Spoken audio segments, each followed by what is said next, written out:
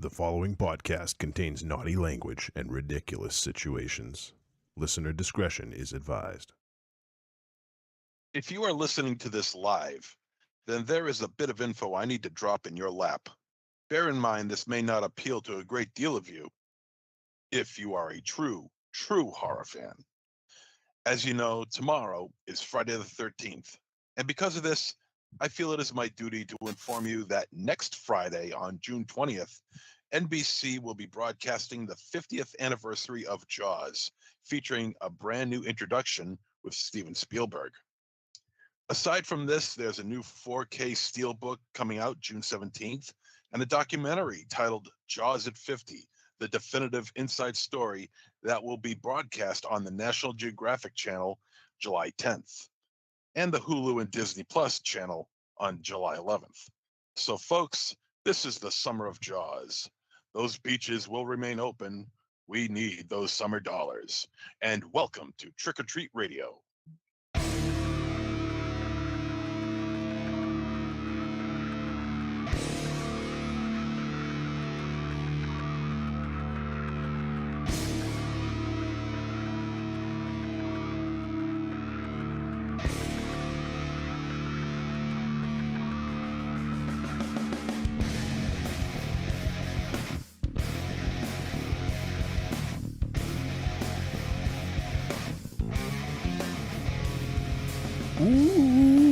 Welcome to the 672nd episode of Trick or Treat Radio. Trick or Treat Radio is a stake through the heart of horror and pop culture.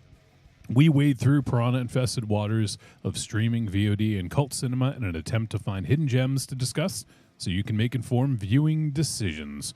You can expect reflections, reactions, and other mayhem tied to the themes of the film. And episodes are streamed live every Thursday night at 8 p.m. Here on trickortreatradio.com. And the audio podcast is then released every Friday anywhere you can get podcasts. Your hosts for this evening are Monster Zero. Hello. Soon to be Muggle Raven Shadow, and myself, Johnny Wolfenstein. And we are broadcasting for the 672nd consecutive week. This week, the film we'll be discussing is Clown in a Cornfield, directed by Eli Craig. So, all that and much, much more, and some other madness and craziness, I'm sure, will be on the docket. So there you have it. MZ, do you have do you want to go into some of your prepared stuffs? Why, Wolfie, I thought you'd never ask. Or whatever you want to call it. This day in horror history? There, that's the one. This is what we're referring to. Okay, well, yes. Today in horror history, today is June 12th. And this day in horror history, what movies have been released on this date? In 1968, Rosemary's Baby. Ooh. Bird with the Crystal Plumage in 1970, starting off Dario Argento's Animal Trilogy.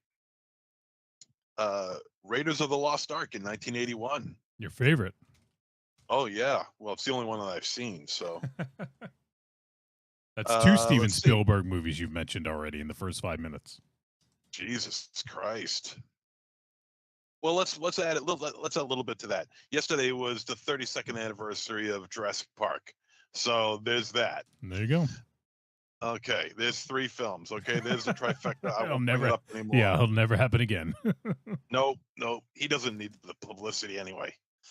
Let's see. In 1981, also Clash of the Titans, which that movie is just fantastic.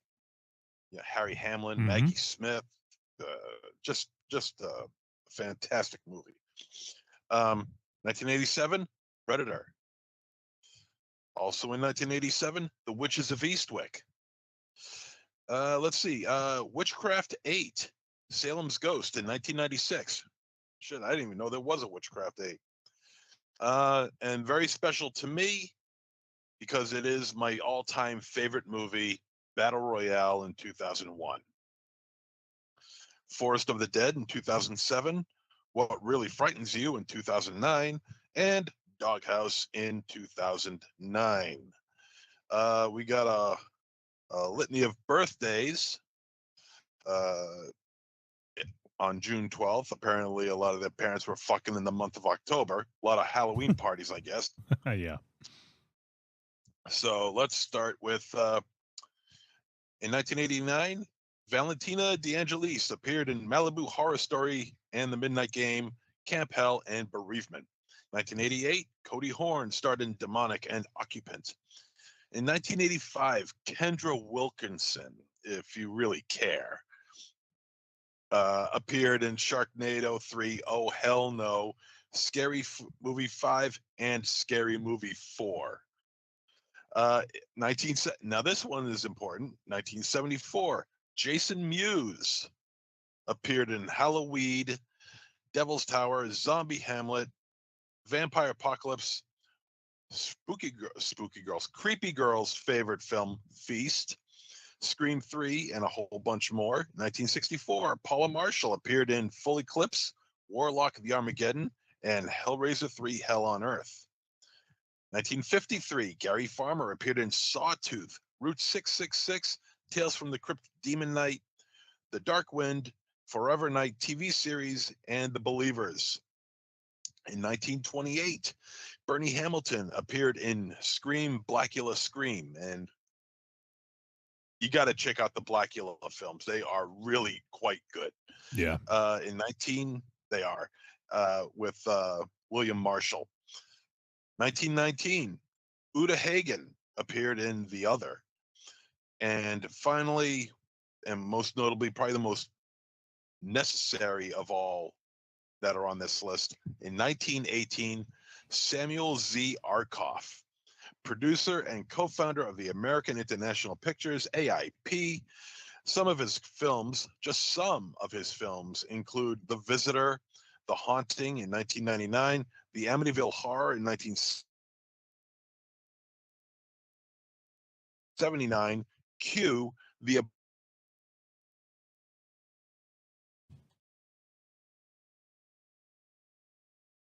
Did I lose MZ? You there? I think we lost MZ, or at least he's frozen or something. Did you? Uh-oh. Yep. I heard you. Oh. Yeah, you started going into some of the films from AIP, I believe, and then you were cutting out a bit.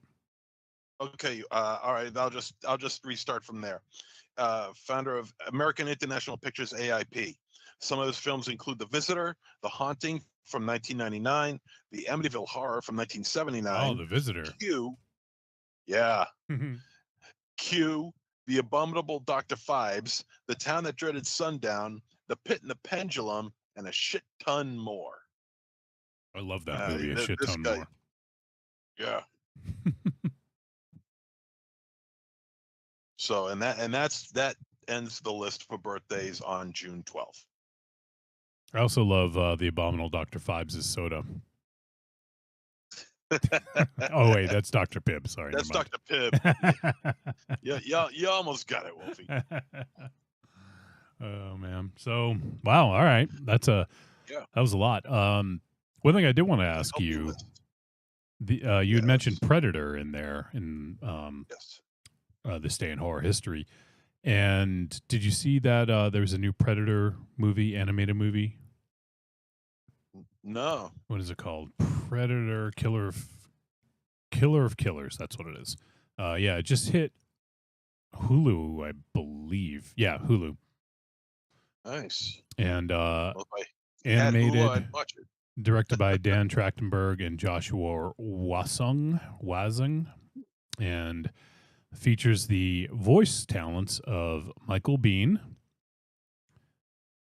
Let's see who else do I recognize here. Actually, I thought I recognized more of the Alex Albrecht. I think I've seen. Yeah, I don't know. I thought there was more voice actors that I recognized when I looked through this before, but maybe not. But still, yeah, I've heard a lot of good things. And the Resident Predator Authority, El Goro, gave it a glowing review. So anyone Is who's Gary Shandling in it? I wish. Is Vincent Schiavelli in it? No, unfortunately. Well, I'll watch it anyway. So yeah, anyone who's interested and you're a big fan of Predator, you can check out Predator: Killer of Killers on Hulu, and I think it's All right. 3 shorts, so like sort of an anthology style, I believe. Speaking of release of movies, and we're going to stray out of horror and go into comedy, did you see that they actually announced Spaceballs 2? It's actually coming out. I did, yeah. I saw. I know there's been rumors for a while, but yeah, now it's official, huh? It's official. They dropped a teaser, and it's pretty awesome. Oh, I didn't see that. I posted it on my page. I should post it on the Trick or Treat Radio Facebook page. But there's a minute 47 teaser, and it's awesome. The quest for more money. The quest. Yeah. Is that the name of it? But you got to see the trailer. You got to see the teaser. It is so. It's so Mel Brooks. Okay. And so Spaceballs at the same time. I wonder if we're gonna get in trouble if we play it. You know what? Like, no, how would you get in trouble? Well, Spaceballs the copyright. Exactly. Spaceballs the lawsuit. Is it? Spaceballs the injunction.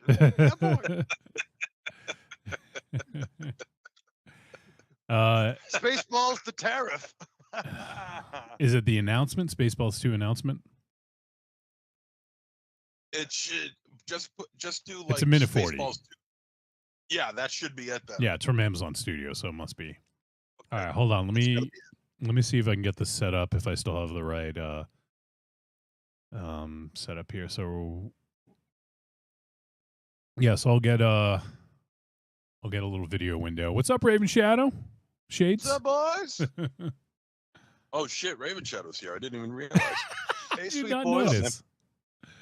Yeah, I'm busy. Yeah, busy. I got selective vision. Yeah, you've got selective everything.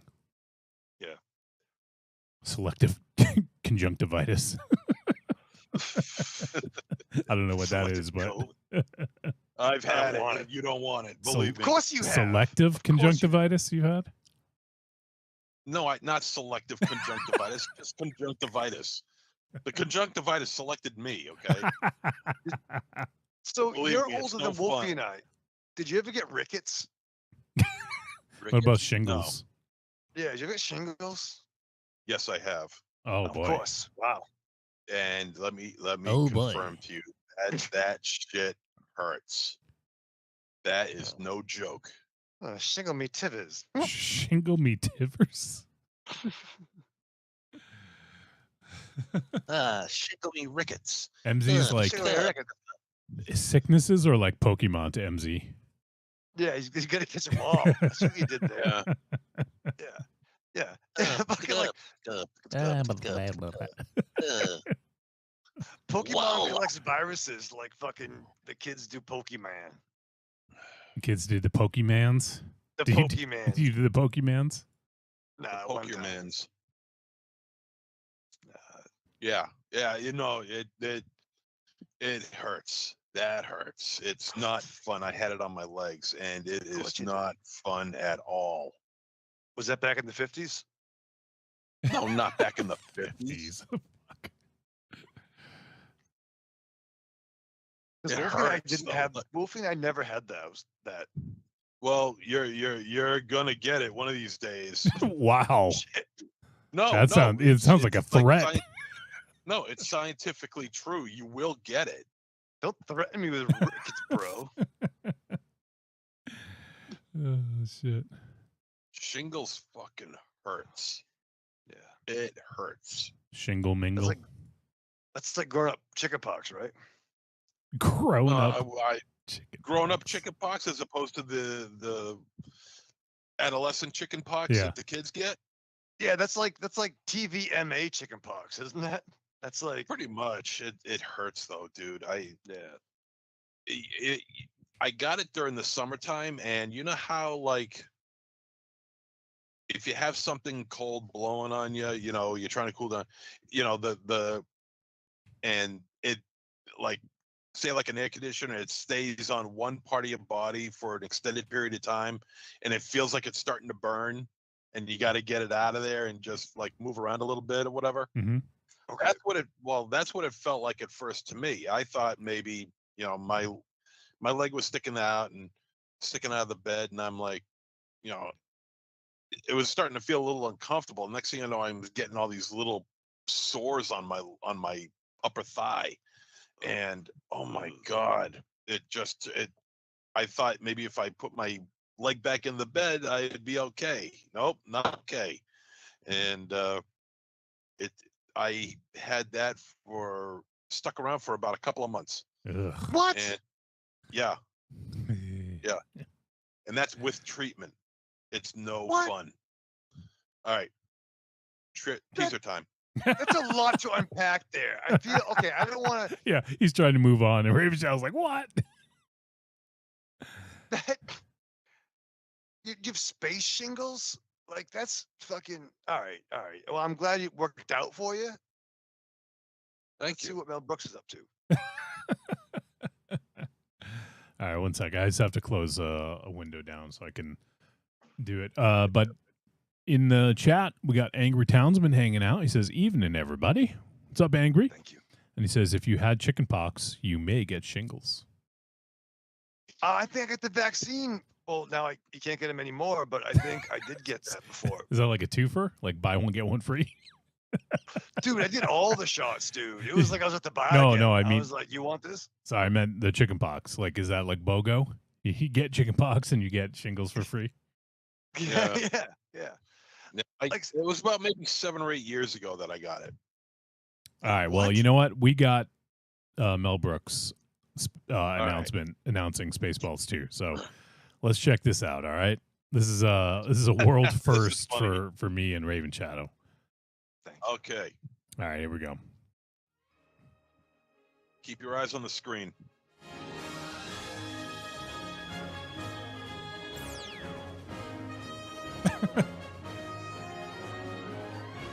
A sequel to the prequel, a prequel to the sequel.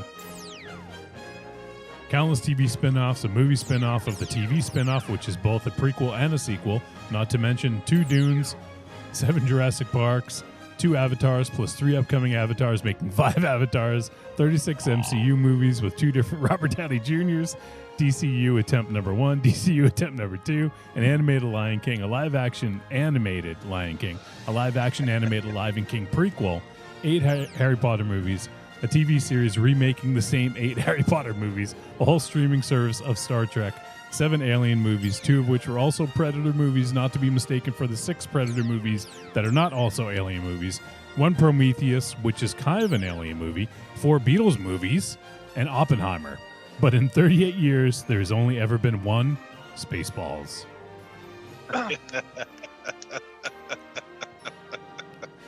That's all true. Yeah. Until now. Oh, shit. What? Who the fuck know After now? 40 years, Oh, we asked, what do the fans want? But instead, we're making this movie. Holy shit. The May the Schwartz Schwartz awakens. be with you. I hope Mel's What a alive. brother. I hope Mel's alive for that. I do too. He is, You know, what, he's gonna be about 97? 100 by the time. Yeah. Yeah, he's going to be close to 100 by that time. You know, and the thing is, and they got Bill Pullman and Rick Moranis. Oh, They're man. signed on. Yeah. That's Right. Signed on. fucking huge get After because Rick Yeah. Moranis didn't want to do fuck. Yeah. He's done some stuff here and there, but Yeah, he was doing some stuff with you know, Bob and Doug McKenzie. You know, he was doing some more minor things with that and a couple of things here and there. I think this will probably be his first his return to Hollywood, and we all love Rick Moranis. I don't know anybody who doesn't like Rick Moranis, and Hollywood needs somebody like him now because what we got out there is shit. Okay, so I welcome him back. I welcome Bill Pullman back. Now, if they could get a hold of Daphne Zuniga, if they can get a hold of Joan well, they Rivers. can't do Joe Barb. Rivers, No. Maybe dig her up. maybe your daughter was it Melissa? The great Melissa Rivers. Oh, Melissa. Is it Melissa? Yeah, it's Melissa Rivers. Yeah. That'd be funny. Yeah. I could see the offshoot. Of Edgar. that. Oh, unfortunately, no John Candy, obviously. No, you won't have a barf. But you got to get somebody equally fat if you're going to bring him back. Jesus. Do you think Josh Gad will do it? Josh Gad, Jack Black. Well, isn't Josh Gad writing it? Oh, I don't know. Yeah, I think he's writing Spaceballs too. Well then, his plate is full already. It doesn't say on the IMDb page, but I'm fairly certain that he's writing it. I'm looking forward to it. I can't wait for 2027. If we get there. Yeah, right. I hope so, man. Like that was very funny. Legacy sequels have not been knocking out the Chan Ho Park, dude. Like fucking Jesus Christ. Knocking out of the Chan Ho Park. Well, yeah, but MZ and I and our pal are the only ones who know what the fuck you're talking about when you say that. That's the only people I'm talking to. But I mean, a lot of 80s cinema are starting to get their sequels now. I mean, Beetlejuice, Spaceballs, Goonies is going to be getting their own. Yep. Ghostbusters, so and with varying degrees of success, but a lot of they're all making, well, so far there's only been 2, but they're successful because of that nostalgia factor. To hell with the story, to hell with anything else, really. It's the nostalgia factor that's selling it. Yeah, but I gotta say that they know my brother. And yeah, you want it to be good. You want it to be good. Like the Coming to America sequel was fucking painful to me. Like I still haven't seen that. Don't literally don't. Bad. That like bad. Literally watch up until Wesley Snipes shows up as the Blood Diamond general, and then stop because it's terrible. I tried watching Aquel Foley, and that was a pain. And I tried watching Bill and Ted's Whatever the Fuck. Oh yeah. That one right. was Forgot good. about Bill and Ted. I guess Face the Music. I like that one. I mean, obviously it's not it's not as good as the first 2, but it's good. But I think the first time when it was fucking Clerks reboot or whatever it was, and again, Bill and Ted probably would be one of the better ones. But I don't know. Is there really a legacy sequel of a decades? I'm not saying a franchise that's really been good. And Beetlejuice wasn't my gimmick. I know people who loved it. The Beetlejuice sequel was okay. It was fun to see the characters, but it doesn't hold a candle to the first movie. Nowhere near it. And it was too busy. There was too much going on. They should have stuck with one plot and gone with that. Mm-hmm. Yeah, I agree. Yeah. The plot that they should have gone with was the one they abandoned. Beetlejuice's ex-wife. Yeah, exactly. That is more the Monica obvious Bellucci. Story. Yep. Yeah. Perfect. Go with that. I mean, it's a perfect story. It's basically, you got a prequel and a sequel at the same time. As far as Bill and Ted go, I just rewatched the trilogy within the past week. Wow. And yeah, really. And that first one is so much fun. Oh, the second one is fun too, but it's such a departure from the first one that it just doesn't. It's good, but it doesn't feel right for some reason. I love the death stuff, and Yeah. even though Oh, like even though the station stuff is like a little silly, I still like that. Yeah. Yeah. And the soundtrack is fucking Well, amazing. the soundtrack is stellar. Yeah. But that's the thing that killed me was the station thing. Like here you Yeah, have I know. Martin of Yeah, Faith No fair. More coming out and shouting station, and everyone's saying station, and it's like, are we supposed to know what that Station. means? Like, are we supposed to know what that means? Well, Because it's like I the didn't, Orko or the Slimer. and I still don't of understand it. Yeah. The Snarf. Snarf. And then you get Face the Music, and I mean, yeah, they're older, they're 30 years older and everything, and you kind of hope that they would have still a little bit of that, whoa, dude, magic in them, but Yeah. they didn't have that, and that was part of their appeal. Although I do appreciate that they had, damn it, what the hell's her name? The princesses. Damn. No, god damn. You talking about the daughter? Rufus's daughter, Yeah. who was in Let me look it up. oh god damn it, because I love her, and I love her so much I don't even remember her name. Gentlemen. She played Rufus's daughter. Oh, Ronaldo. Kristen Shaw. Kristen Shaw, yes, She's I fucking love hilarious. Yeah. I love that girl, and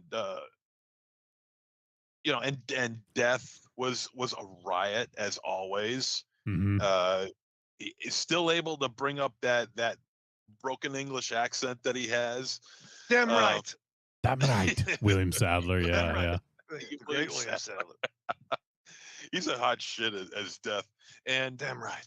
so somebody, I was watching an interview because Bill and Ted, Keanu and Bill, or Keanu and Alex Alex, Winter. they were hosting the Tonys.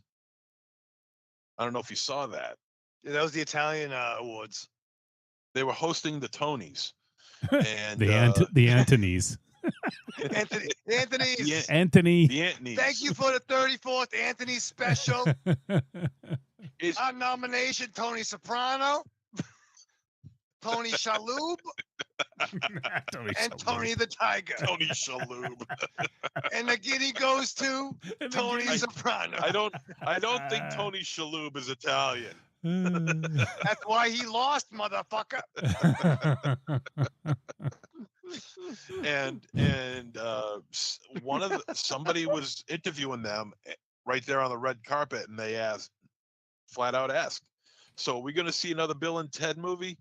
And Keanu gave Alex Winter a look, like as if to say, no as if effing way.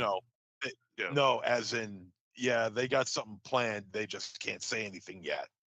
Oh, okay. I thought you were gonna say no effing way. Yeah, he's like, I'm not shaving again, dog. I think they got something planned. Just by the way Keanu looked at Alex, I'm totally sold that they got something planned. There's something in the works. Yeah, Bill and Ted get dementia. That's dope. I like Bill and Ted because they're old, right? Listen, that's fun. Keanu turned 60. What a young brother. Yeah, it's crazy. I can't even think it. Like it just seems inconceivable, to think of him as 60. Right? He's starting to look a little gaunt, too. He is, yeah. I mean, he's definitely looking his age 60. a little bit, but he still looks amazing. Yeah, he does. But he is starting to look a little gaunt. You could see it in the face. It's starting to thin out a little bit. Oh yeah, I forgot. Samara Weaving was in that too. She played Thea. Yep. Yeah. And now she's got Ready or Not, Here I Come. Yep. So which is a perfect title for a sequel to Ready or Not. It's perfect. I don't know how I feel about Sarah Michelle Gellar being in it though. I don't know. Well, I guess we'll find out. I don't know, man. I saw that and I'm like, I don't know if that's gonna work. But haven't we seen her in stuff recently? Hasn't she done some indie shit? Not to my knowledge. I'm writing a script. I think she has. I But- mean, Sarah Michelle. Let's see.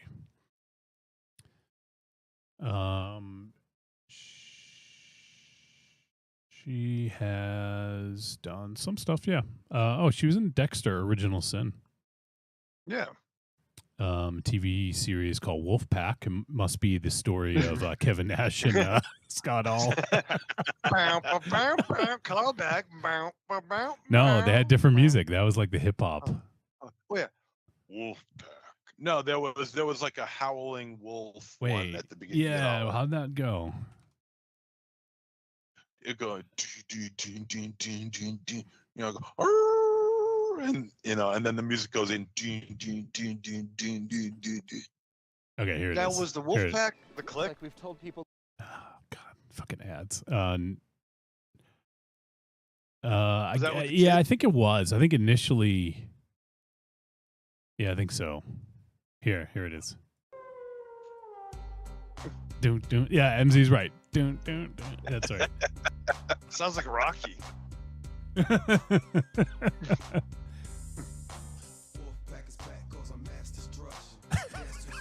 I forget the lyrics. Fucking DX was so much cooler, dude. Yeah, until X-Pac broke out with his own music, and it was like some of the worst shit you ever heard in your life. So, They actually wanted, I think it was like the Red Hot Chili Peppers for him, and he was like, "No, I like Uncle Cracker." But that kid, oh yeah, don't turn your back on the wolf pack.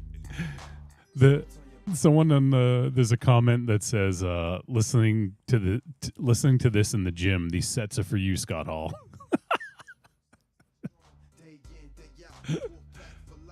Wolf pack, holy shit! All right, well that's not the.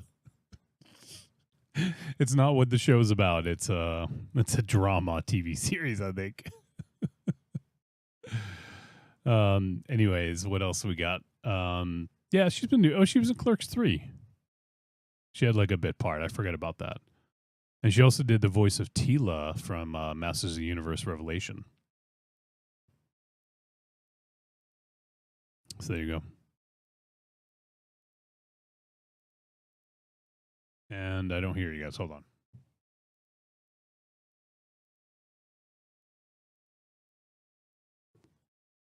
All right, fuck this there. movie. All right, I got you guys. I lost you guys for a sec. It was on my end. Hello, hello. Yeah. I Go ahead. I don't know. I just don't. I don't know if it has to do with her being. Let's see. Sarah Michelle Gellar, was she Buffy? a Nickelodeon actress? Or I don't was think she we're on like the- Sabrina the Teenage Witch or I something don't think like we're on that? the. Here's Buffy. I don't think we're on the air, but No, we're on the air. I don't think she was. My knowledge, she came out of Buffy. That's all I know. Buffy the I don't think Vampire she- Slayer. Yeah, Yeah, the TV show. I TV don't, show. I don't All right, know yeah, her that's- as anything before that. yeah. I'm sure she did some Huh, stuff, I but don't that was know, the thing but, that made her. It just seems odd. Just an odd choice. She was I in don't know a how I feel about it. she was in I a mean, she Burger could King. surprise me, but She was in a Burger King commercial in and it all 1991. depends on what role she has. I mean, it could be a sizable role, it could be an important role. She could be the best friend. Who knows? I mean, I just think it's just an odd choice. But I think she has a genre name, and I think with genre names, and she could play Is she a against type. genre name? Oh yeah, man. I mean, like it wasn't my gimmick, and it sucks that we're not on the air. I don't think, but like I wasn't a Buffy fan aside you- from the original, Can you guys not hear me? The movie, you mean? the movie, the film, Yeah. Okay, weird. the Hillary, whatever the fuck that The not Hillary movie. Swank, Christy the movie, yeah. Swanson. Christy Swanson. Yeah. That was my Buffy, so I was mad at it from the jump. But she right, wrong, or indifferent, that show was really important, and it brought a lot of other genre stuff to the dance. Like again, I know you're gonna bust my chops, and we're not on the air, but there'd be no Smallville if it wasn't for Buffy. You know, there'd be no. It just, I think it was important at the time, and even though it's not our thing, and she wasn't dangerous. Not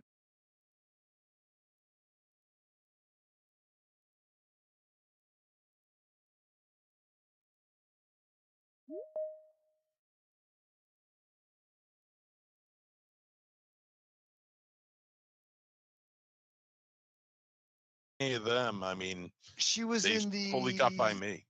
She was in the "I Know You What You Did Last Summer" thing. Can you guys hear Oh, me that's now? right. She was. Yeah, that's right. Yeah, we've been doing our show, Wolfie. Okay. Yeah. Well, I could hear you guys. You just weren't hearing me. So Raven Show kept saying, okay. "But we're not on the air. But we're not on the air. But you were on the air." I just Oh, couldn't really? tell Okay, you. good. Yeah. So we filled the time. Good. Well, All right, it, yeah, I it forgot all about disconnected those. for like 5 seconds, and then for some reason you could hear. I could hear you guys, and you're coming through the feed, but you guys couldn't hear me for whatever reason. So I'm But so we're good glad now. it wasn't like, and yeah, the doctor said that rash was frontier.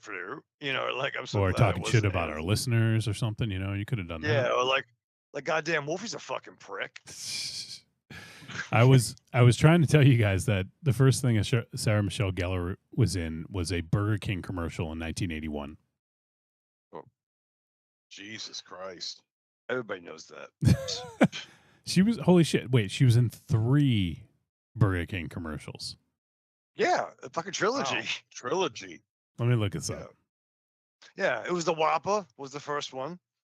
And then the she double came back- Whopper. And then the Yep. triple Whopper. Yeah, triple Whopper, Yeah, triple Whopper. Judge Whopper. Oh, apparently. Judge Okay, Walker. so apparently the live feed did lose audio. Yeah, Oh.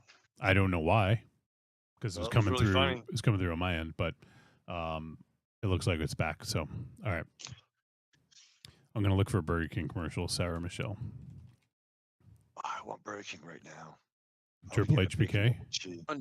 On Yeah. Shudder, speaking of actresses and and their earlier work, Shudder has been playing John Carpenter's The Ward lately. Oh yeah, yeah. And I That was his last movie, checked right? that out. Huh? That was his last movie, wasn't it? It may have been. I'm pretty sure of it. But it also stars a very young Sydney Sweeney. But they could do. And I'm like, okay, well, I'll give that a watch then. I'll give that a shot.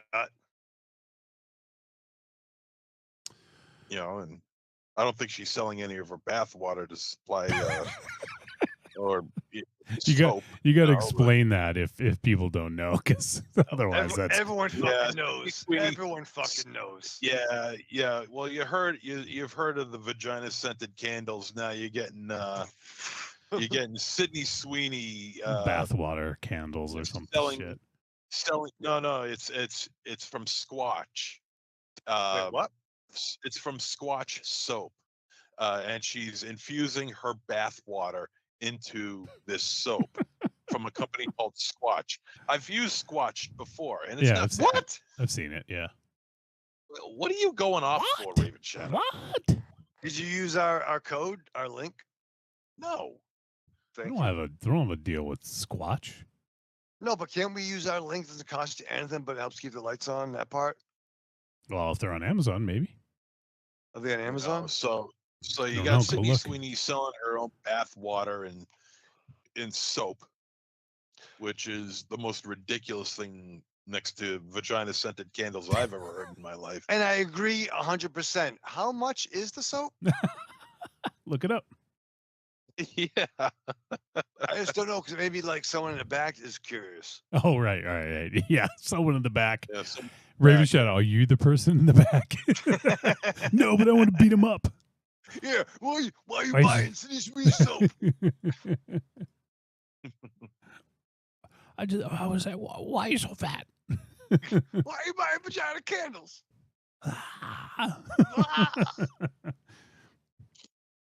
All right.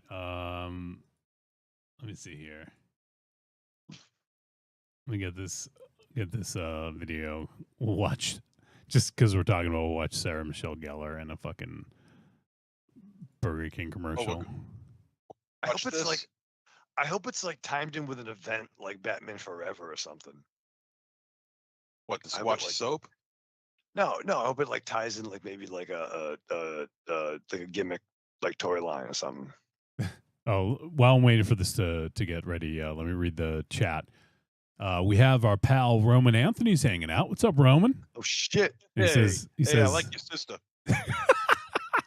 well, all right. Well, he said, this is literally like 10, 20 minutes ago before MZ even said that. He said, hello, gentlemen. Please stop DMing my sister. And he said the best sequel. Well, I only, What? Go ahead, MZ. I was going to say, I only DM'd her about 20 times today. Jesus. And he also says the best sequel was Coming in America with Dominique Simone. Nice, Wow. Yes. Yes, Wow.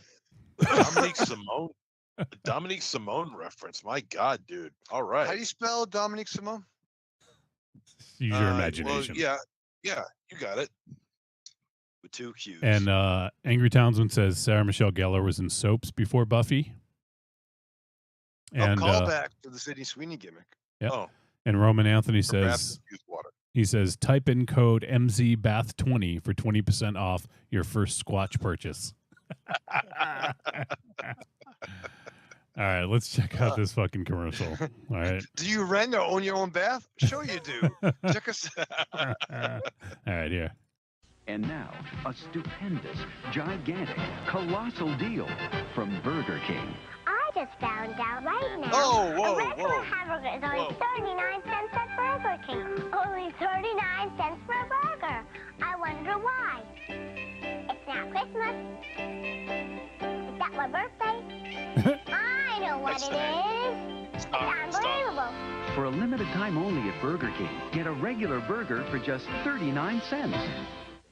39 cents. It's, I It's don't so much- remember that commercial at all. I don't either. first of And all, I have a pretty good memory when it comes to these old commercials. That I don't remember at all. Yeah. no, Sarah Michelle Gellar in that commercial and 89 cents for a burger all seem really It was inappropriate. 39 cents. Wow. Why does it seem inappropriate? It just, I don't know. I don't feel right about any of it. What, you don't feel right that Why? she was a child at one point in her life? I don't know. I don't like it. I don't think it's a trap. Well, to be honest, I What? feel kind of uncomfortable knowing that Raven Shadow was a child at one point in his life too. Yeah. I mean, let's be fair. There was a time when Yeah. he didn't have a beard and didn't smoke. It's true. It's true. That was a fucking pleasure to have in class, asshole. All right. Yeah, I think I- I think he was like 4.5 years old at the time. I don't understand why that. I don't get it. Yeah, No, that no, doesn't I'm make not- any sense. No, I'm not trying. I was trying to go for an easy joke, but like, no, it just, yeah, I know it's weird. It's I a don't like, joke. but you know what? Like, You even don't like seeing even- celebrities when they're younger? no, I don't like children. Just in People general? like, like, yeah, people are like, oh, I got a picture of my kids. You want to see? I'm like, no, I'm good. I don't need it. Alright. I don't need it. I don't need that. I don't want to see your kids. Wow. MZ, don't show them your kids ever, okay? Yeah, well, really? my kids are in my balls. Okay, they're not Oh, going God. Yeah, and all over the fucking futon. anywhere. Hey, who told you? And all no over, one had to. all over the socks. Yeah. Nobody had to tell me, dog. I fucking know. They stood on their own. Yep. Man. All right. Well, we should wrap this up. Yeah. We got a movie to talk about. A movie. Yeah. Yeah, see, we got a 30 movie. 38 cents fucking hamburgers, though, dude. That's 39. Why can you not? All right. You're like You 89, amended- 38. I got a fucking discount club card. Oh wow! I just saw a headline. This MZ's the only one that's going to get this. Reds Wade Miley accused of providing drugs to former Angels pitcher Tyler Skaggs. What the Oh, that's fuck? amazing. This is Tyler like Skaggs. 6 years later. He's Isn't accused. he dead? Yeah, he's the one that died because of the drug overdose. Yeah. Oh shit, Wade Miley. Oh god damn it. He just signed with the Reds. Word Marley. Well, whatever. Ooh. All right. Well, And by All Reds, right. you don't mean communists, do you, Wolfie? I won't be Nope. picking them up. I mean, Cincinnati Reds. I'm over your heads. Roman Anthony, our pal, says, I would love a parody of you guys where two-year-olds play you. Full Raven Shadow beard, hair, and butts.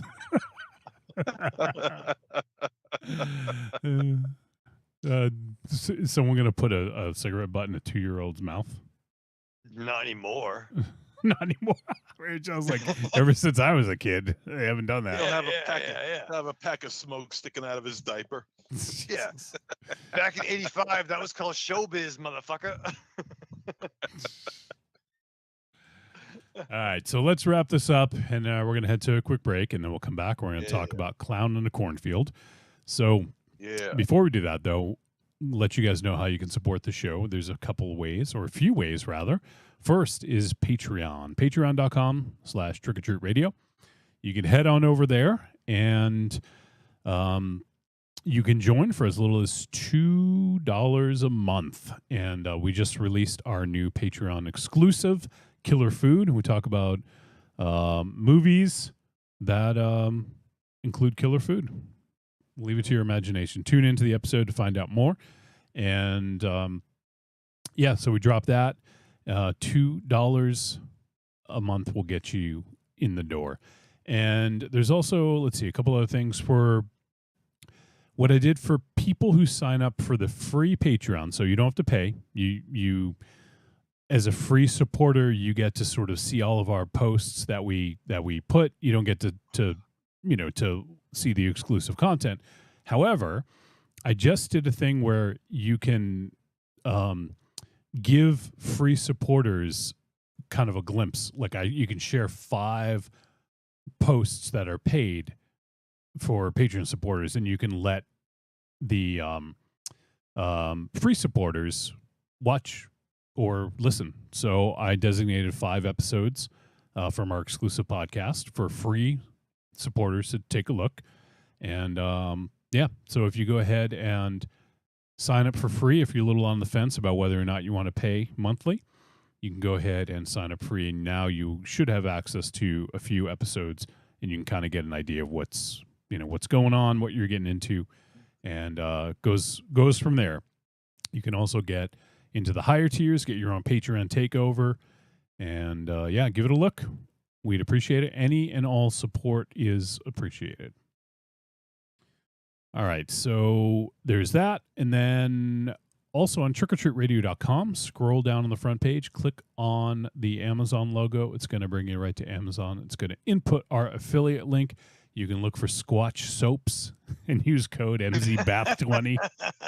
That's not a real code, by the way, unfortunately. But get all your soap needs and whatever else the fuck you want on Amazon. You can even do a fucking subscription. Subscribe to some soap so you never run out.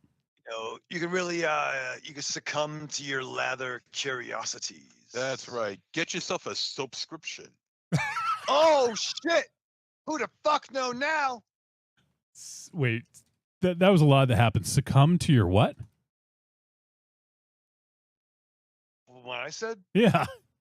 I don't remember. But I think it was good though. Can you rewind it? Succumb, yeah. What is now? Succumb to your lather. I don't know. I think it was one and done, dude. Yeah. I can't duplicate that. You lather curiosities, maybe? Oh yeah, I don't know. Something. Lather curiosity, baby. Curiosities, baby. If you will. If you will. Soapscription. There you go. Get yourself a soapscription. All right. It's like different chicks' bathwater. That's fucking weird. Let's not go there as a society, unless we have to. Maybe we should. Unless yourself, it's the only way to get clean. Yeah, I think get that's one of yourself those. a Sydney Sweeney, Adriana Lima, Roseanne Barr, that sort of. Adrian Barbeau, yeah. Soap of the Month Club. Mamie Van Doren.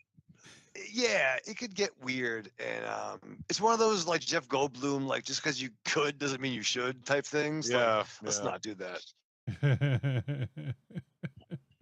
Don't do that. Maybe we should come up with our own sense. I know what Raven Shadows. Well, Raven Shadows will smell like stale cigarette smoke and Rolling Rock. and hangover breath, whatever that smells like. Yeah. and Yeah, Uncrustables. It's got notes of Uncrustables. Light notes of Uncrustables. And Yes, the smoky flavor of of peanut butter with the whimsical sweetness of jelly. The smoky scent of secondhand smoke. I got nothing. I can't. Yeah, it sucks. And I do have a coworker that'd be like, "You smell good today." I'm like, "Really?" like, Was he homeless? No, it's a almost 70-year-old woman, and I'm like, "You lost those powers of smell." And the smoky scent of secondhand smoke with light notes I of think, to be Uncrustables. fair, Notes of peanut butter and jelly at best, it's like a campfire, right? and Rolling Rock. A Stale campfire beer. and Rolling Rock. Stale beer, cigarettes, and Uncrustables. That is your fucking scent. Yep.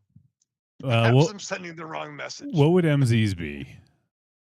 Balls and Transformers. Balls and What does that mean? Transformers?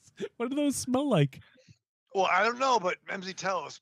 Like ball. I mean, like balls. You know, I mean, everyone knows what ball smells like. No, let me find out. Let me get one. No, put him away.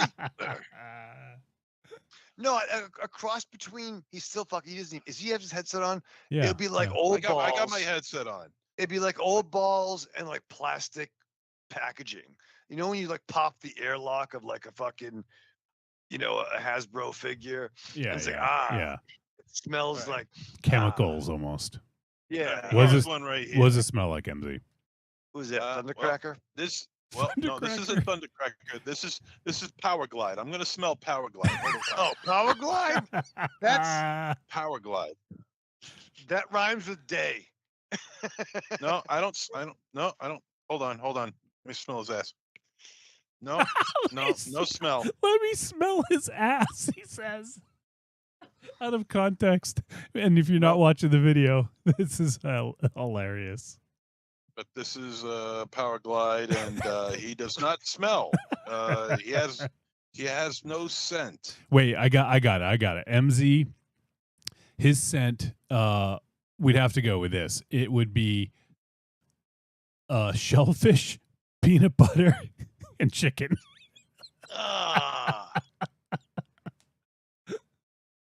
Things he's allergic to.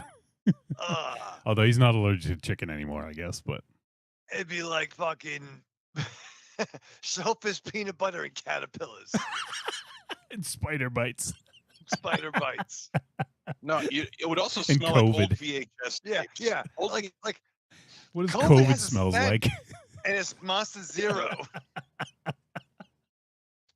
COVID. I don't think shingles has a smell. Yeah, dude, it smells like shingles up in here. Open Oh, a wait. fucking window. Wait, I got it. And I got it it. smells like Zed.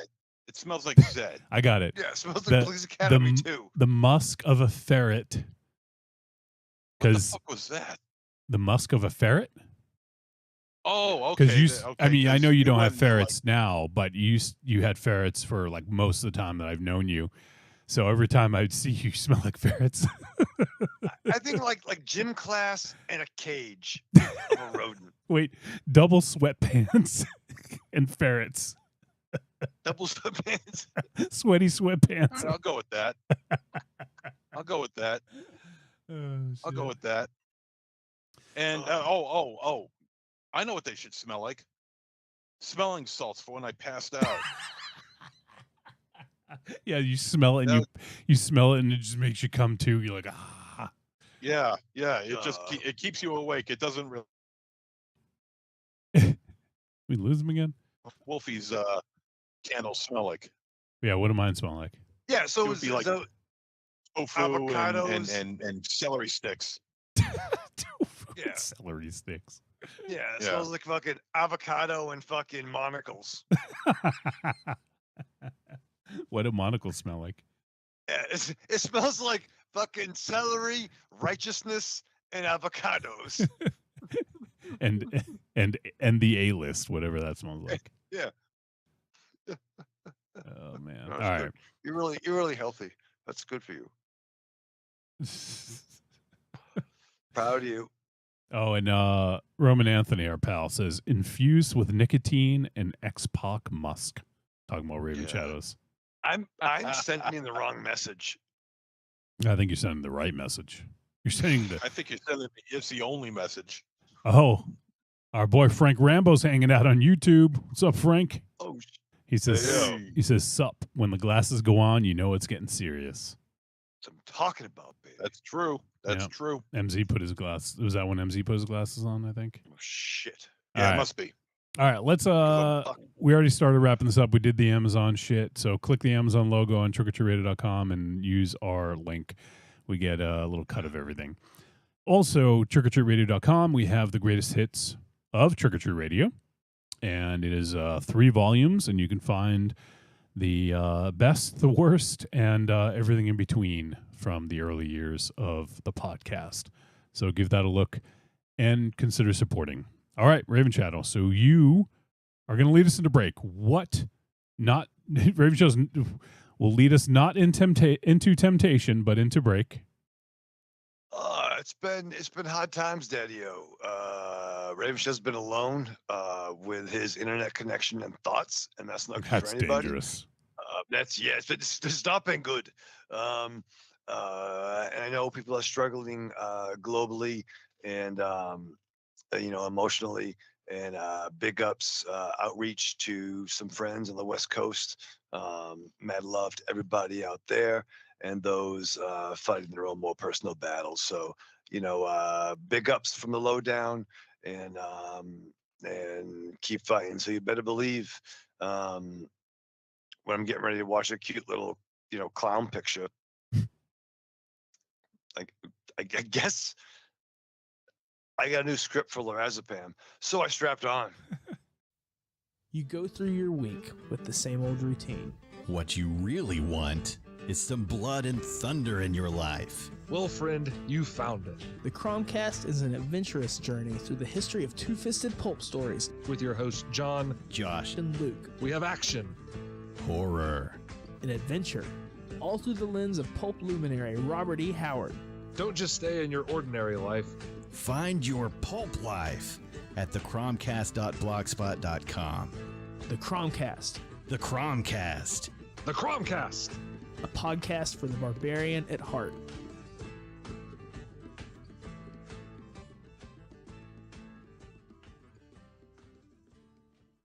I'm Alex West, And I'm Andrea Subasati, and we're from the Faculty of Horror podcast. and you're listening to Trick or Treat Radio. Greetings! We are the Retro Reductopus Cephala Podcast, the bi-weekly show that celebrates all the things that made growing up awesome. He's right. We wax philosophic about lots of geeky crap like old video games and movies, toys, cartoons. I don't know, help me out here. Music, pants, quoting video games that don't have dialogues, shabibans, tasty news, Unnecessarily long Japanese onomatopoeia. Butt breathers. uncomfortable nature facts. or how to install a thermoflange. And unlike all those other podcasts, we at Retro Reductopus have an exciting rotating host schedule. Do we? We sure do. So, if you didn't like the guy flapping his gums this week, Like me. worry not, gentle listener. Next week we'll have a whole new host. Of problems. Hey, they might still suck, but they'll suck differently. And you know what's really cool? Retro Reductopus is part of the Inebriard Podcast Network, with new episodes out every Tentacle Tuesday. Which is like every other Tuesday. We named it. Anyways, you can listen to us at iTunes, Google Play, Spotify, Stitcher, or straight from the tab, reductopus.buzzsprout.com. I could be standing outside a woman's prison in a fistful of 50s and a bouquet of dildos, and no woman would come near me. Did you say a bouquet of dildos?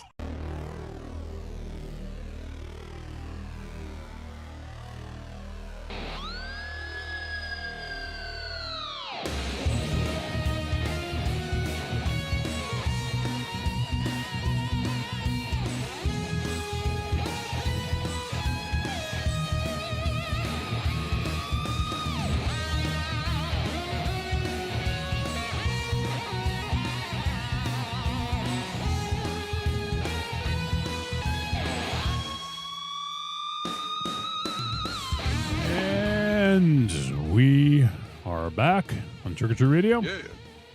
Oh, good. No, we missed you.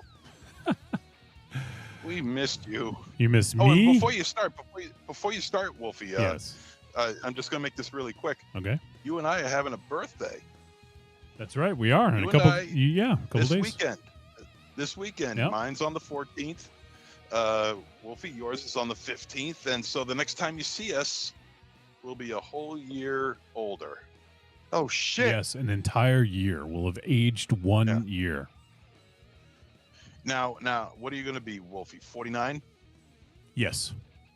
Yeah, and I'll be 54. God damn. Yeah, my thoughts exactly. God damn. God damn. What am I drinking here? A little watermelon lemonade seltzer. A little polar action. The twist. The drink of the old people. Yeah. Eating some grape nuts. Grape nuts. I actually like grape nuts. And some sarsaparilla. Oh, look at that. MZ's gotten some Polar Springs. Look at you, Polar Orange. What are you drinking, Look at Raven you. Shadow? Something in a glass. It's some No, he unknown. drinks out of that goddamn Batman cup. Yeah, some unknown substance. It's probably rubbing alcohol and battery acid. I got my gimmick of choice, brother. We're not your doctor. You don't have to lie to us. Nah, but she might be listening now. She might be listening. Yeah. Are you not? Jesus Christ! What the fuck? That was so depressing. You just outed yourself. No matter what, like. No, what? Did I? Yes. Can we edit this? No. I was looking for a church key. All right. Let's get started. Yeah. God Let's do it. damn you. Let's do it. Let's So get let's it started let's in talk about a movie. That movie is Clown in a Cornfield. This film from 2025 is rated R. It is 96 minutes. It is considered a dark comedy, slasher, horror, teen horror, mystery thriller. Directed by Eli Craig. And it is written by Carter Blanchard, Eli Craig, and Adam Cesari. And it stars Katie Douglas as Quinn, Aaron Abrams as Dr. Glenn Maybrook, Quinn's dad, Carson McCormick, Vincent Muller, Kevin Durand, the great Kevin Durand, Will Sasso, Cassandra great Will Sasso. Cassandra Potenza, Verity Marks, Ayo Solanke, and Ayo.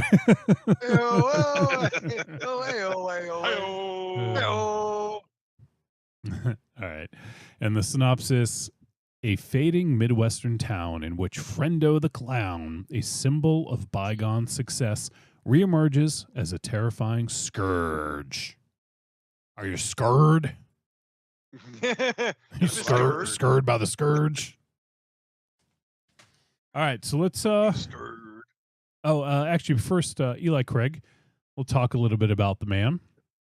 He previously directed the film Tucker and Dale versus Evil. He is a Pisces. Well, actually, I don't know that. He also directed Little Evil, Zombieland. No, for nigga do. Why does it say Zombieland's a TV movie? Oh, the series. Was there a Zombieland TV series? There might have been. Yeah, there was. It was very short-lived. It was very short-lived. Wow, because I looked at that last week and I was like, I didn't know he directed that. Oh, okay, because when he was on Talk is Jericho, I was thinking about the film. Yeah, no. With White Man Can't Jump. It says it's a TV movie and it's only 28 minutes. Yeah, it's probably a pilot. You're right. Yep. Probably the pilot. Power to the pilot. Luke Pilot. All right. Oh, well, up with that. Let's Sorry, roll I was taking some fucking notes. Jesus Christ. I tried to You do guys notes during the show. Did you guys ever see Casablanca? No, never. Yes, of course. We've talked about it. Talk about that movie. Oh, we should talk about that movie. All right, so we're not talking about Zombieland, the TV pilot. We are talking about Clown in a Cornfield, and there you have it. So let's talk about it. Let's get into some first impressions. Let's start with MZ. Well, I've heard of this film making the rounds, and so far it's kind of split down the middle.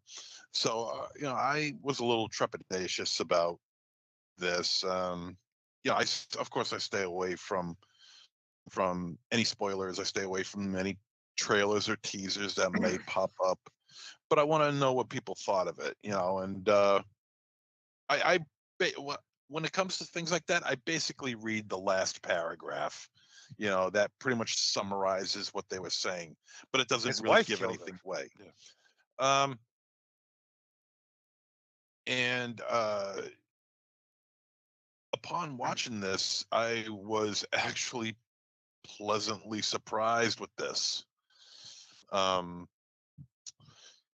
I'll get into it, but there's a way that this is presented to us, and that is very reminiscent of multi-generational horror in terms 70s, 80s, 90s, and even today, which is a very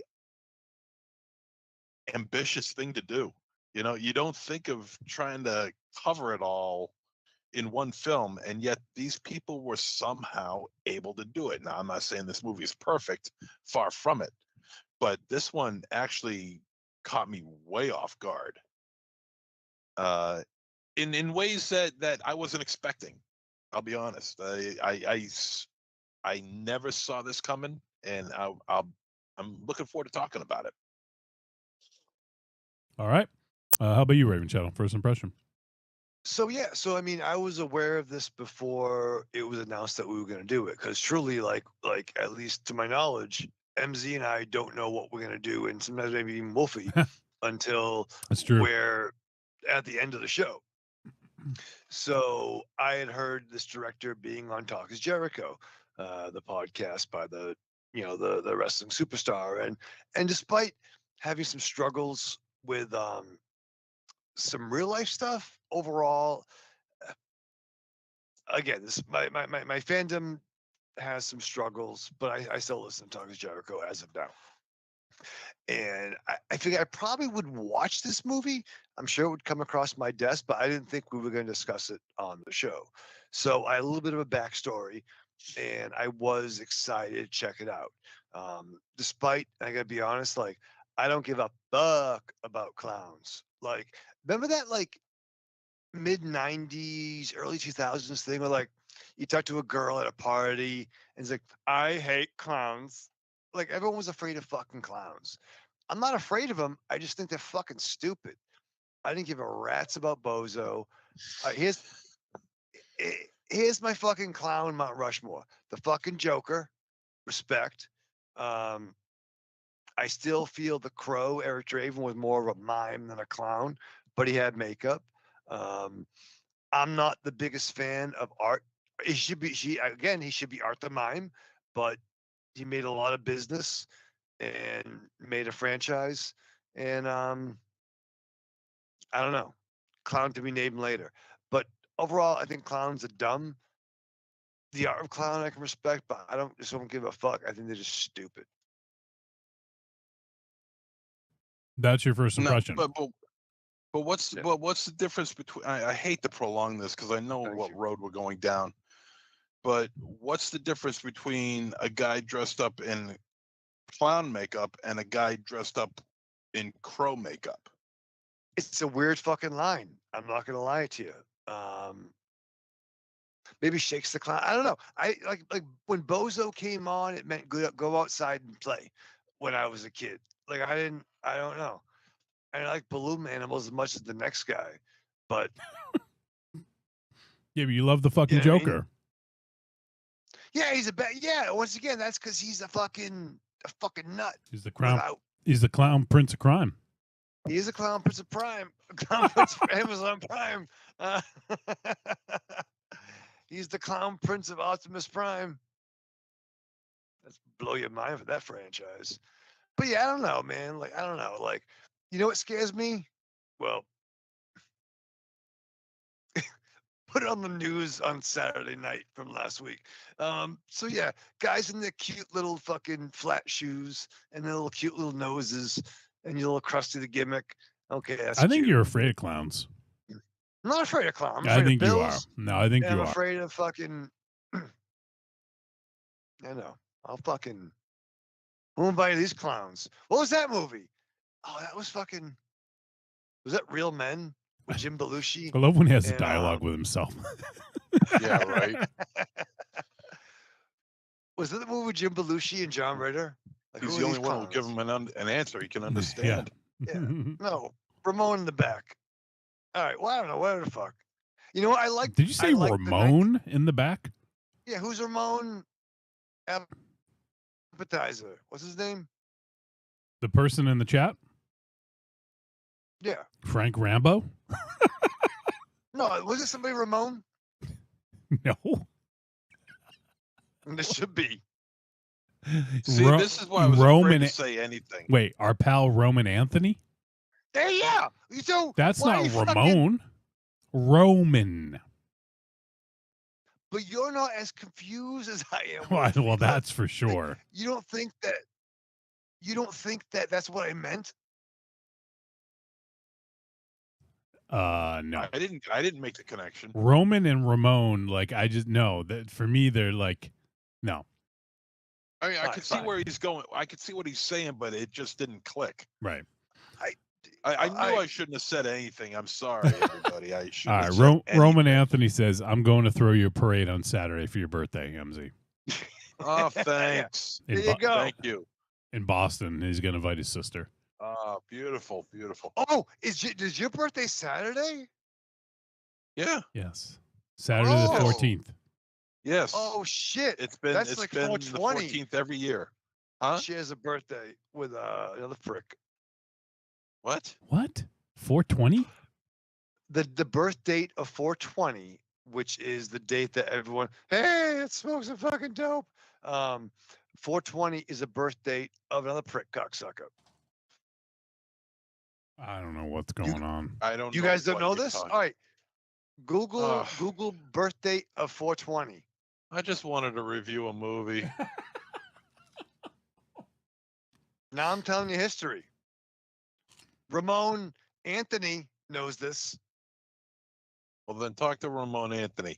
We got we All right, got fine. shit to do here.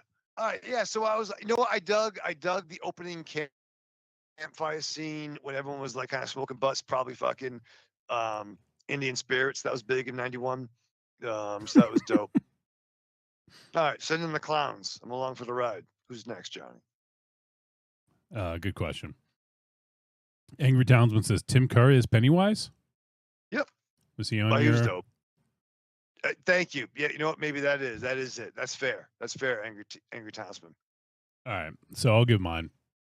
Yep. And so yeah, I didn't really know much about this movie. I didn't listen to that episode of Talk is Jericho, so I didn't hear Eli Craig on it. But I was curious about this, and yeah, it had been getting a pretty good amount of buzz. It was playing in select theaters, and just dropped onto VOD this just a couple days ago, actually. And yeah, I didn't know anything about it. I mean, obviously, the title, Clown in a Cornfield, you can imagine it's probably a slasher film that involves kids going into some cornfield or something. But Like Bird and the Wire. Yeah, exactly. It's exactly what I was thinking.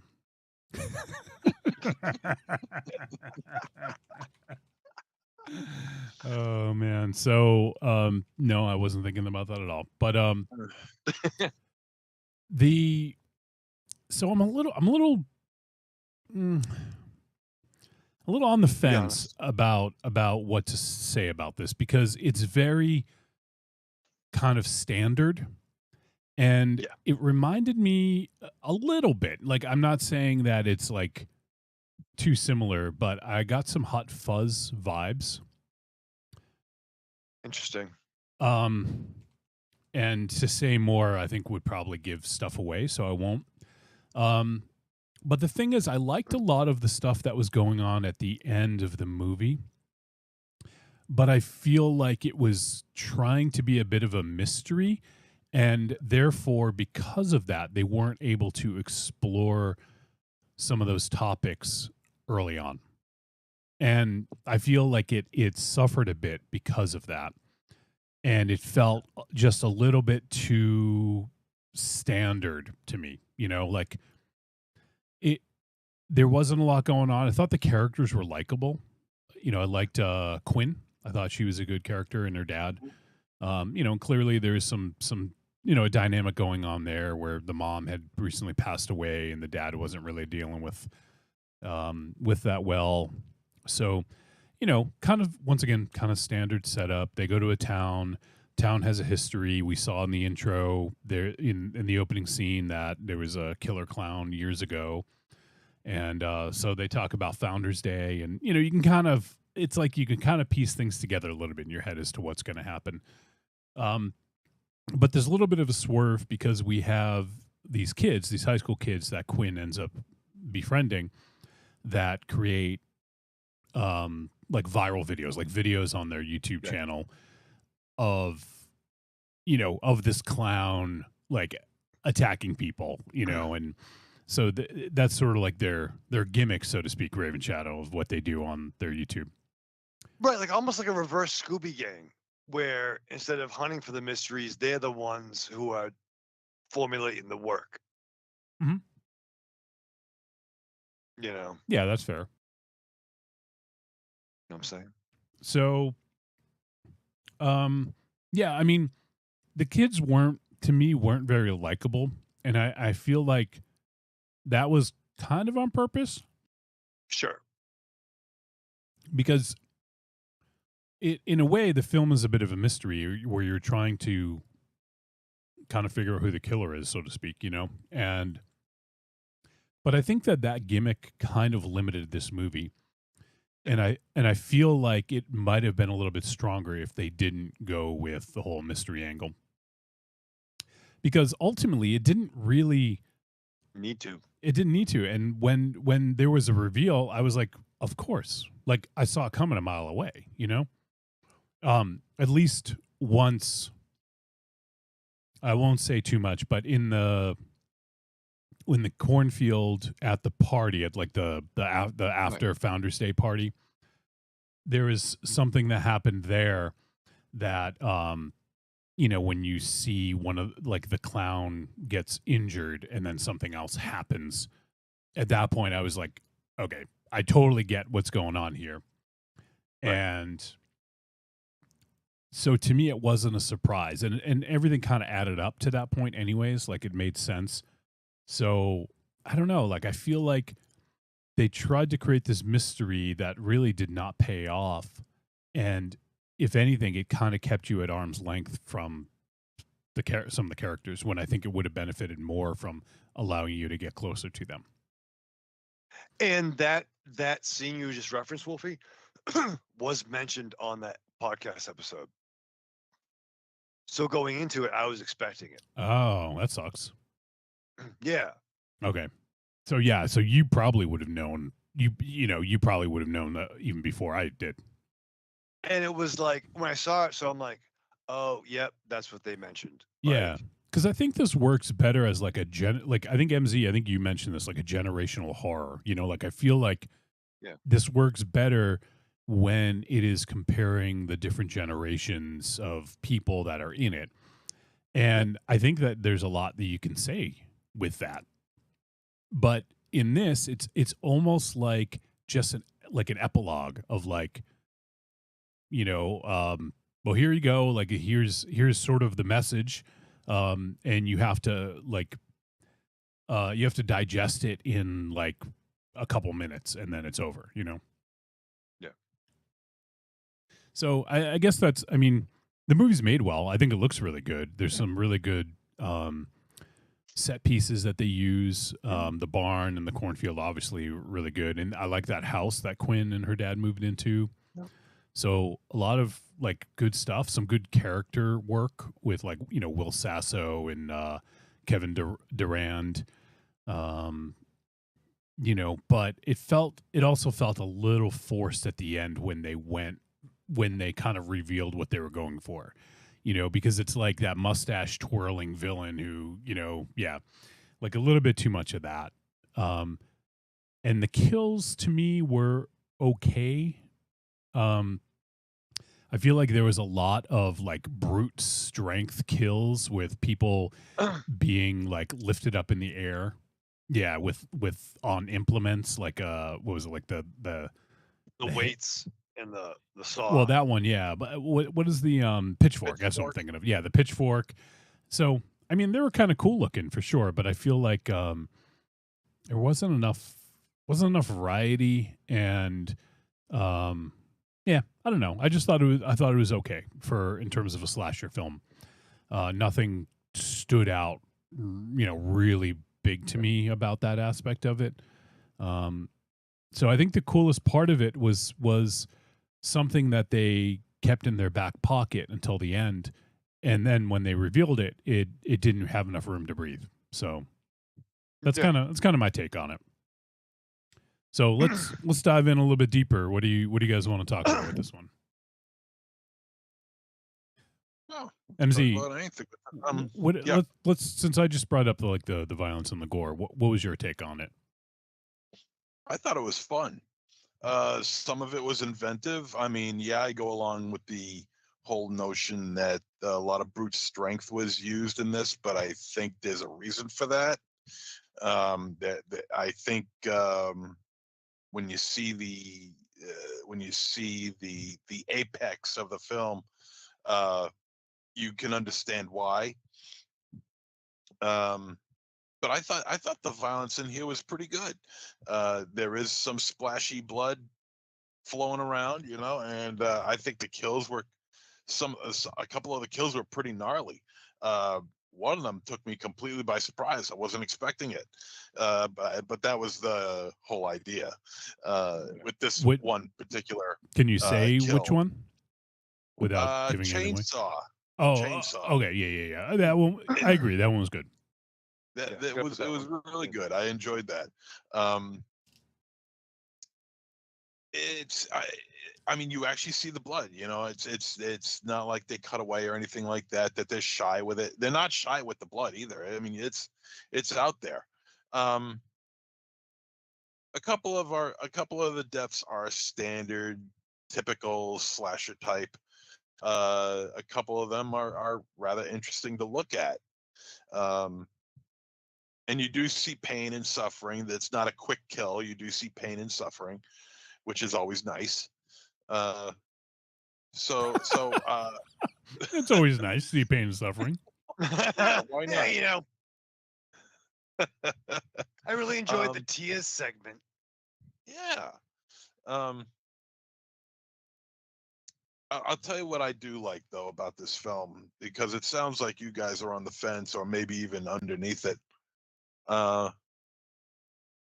What I enjoyed a lot about this film is the characters. I really enjoyed the characters, and I'll explain.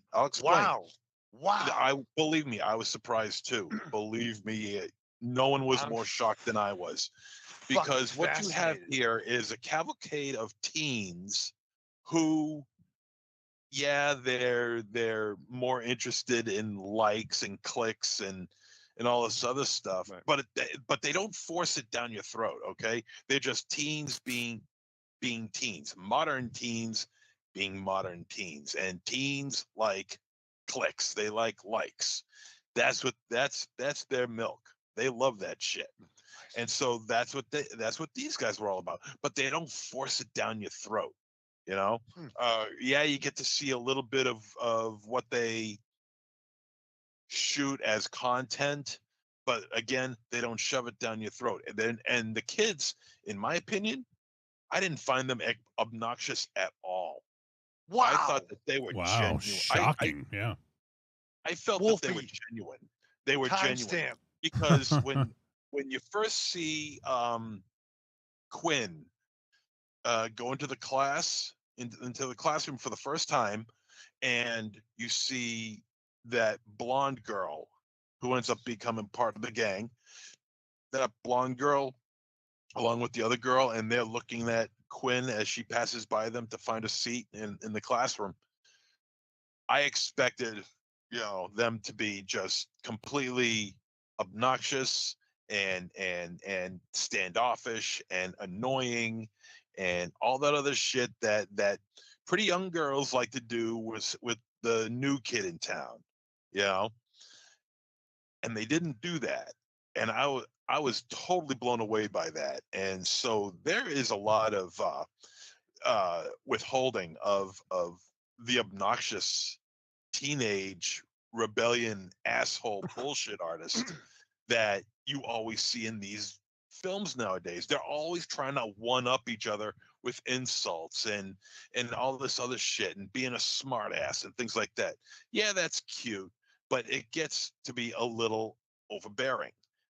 And they didn't do that here. It was genuine. It felt real, you know. It's not perfect. I mean, there is some embellishment going on here as far as the friendship between each other is concerned, but for the most part, I was pleasantly surprised about the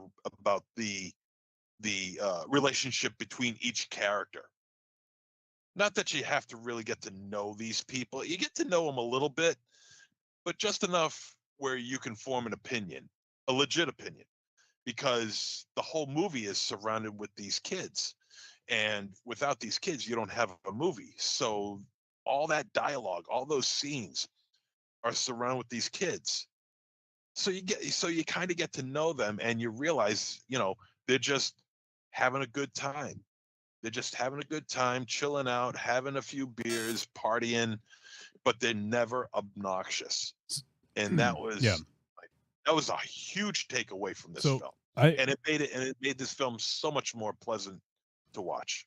So I do agree, and I think that was intentional, because at first you kind of get the stereotypes, right? Like you have like the pretty girl, you have the jock, you have like the cool guy, and then you have the outcast from another town who just comes in, like, and and then there's like the friend of the hot girl or whatever, So like I feel like it's totally plays on the stereotypes, but the thing is, because you're right, MZ, you get that scene where you feel like you're supposed to hate the blonde girl, but then after you kind of get to know them, it's like, oh well, she's not really like that, And I think that was on purpose to show that, kind of in a way that we're so quick to judge based on stereotypes that we might not see them for who they are, and especially because the adults, in this case, kind of are very accusatory of like, oh well, they're bad people. Like, there's like the cop who tells the dad, oh, they're bad people. Like, don't let your daughter hang out with them. And they're blamed for like burning down the was it the factory or the barn? I forget. It was factory, I think. Yeah. Was it like syrup factory? What was it? Yeah. I produce syrup.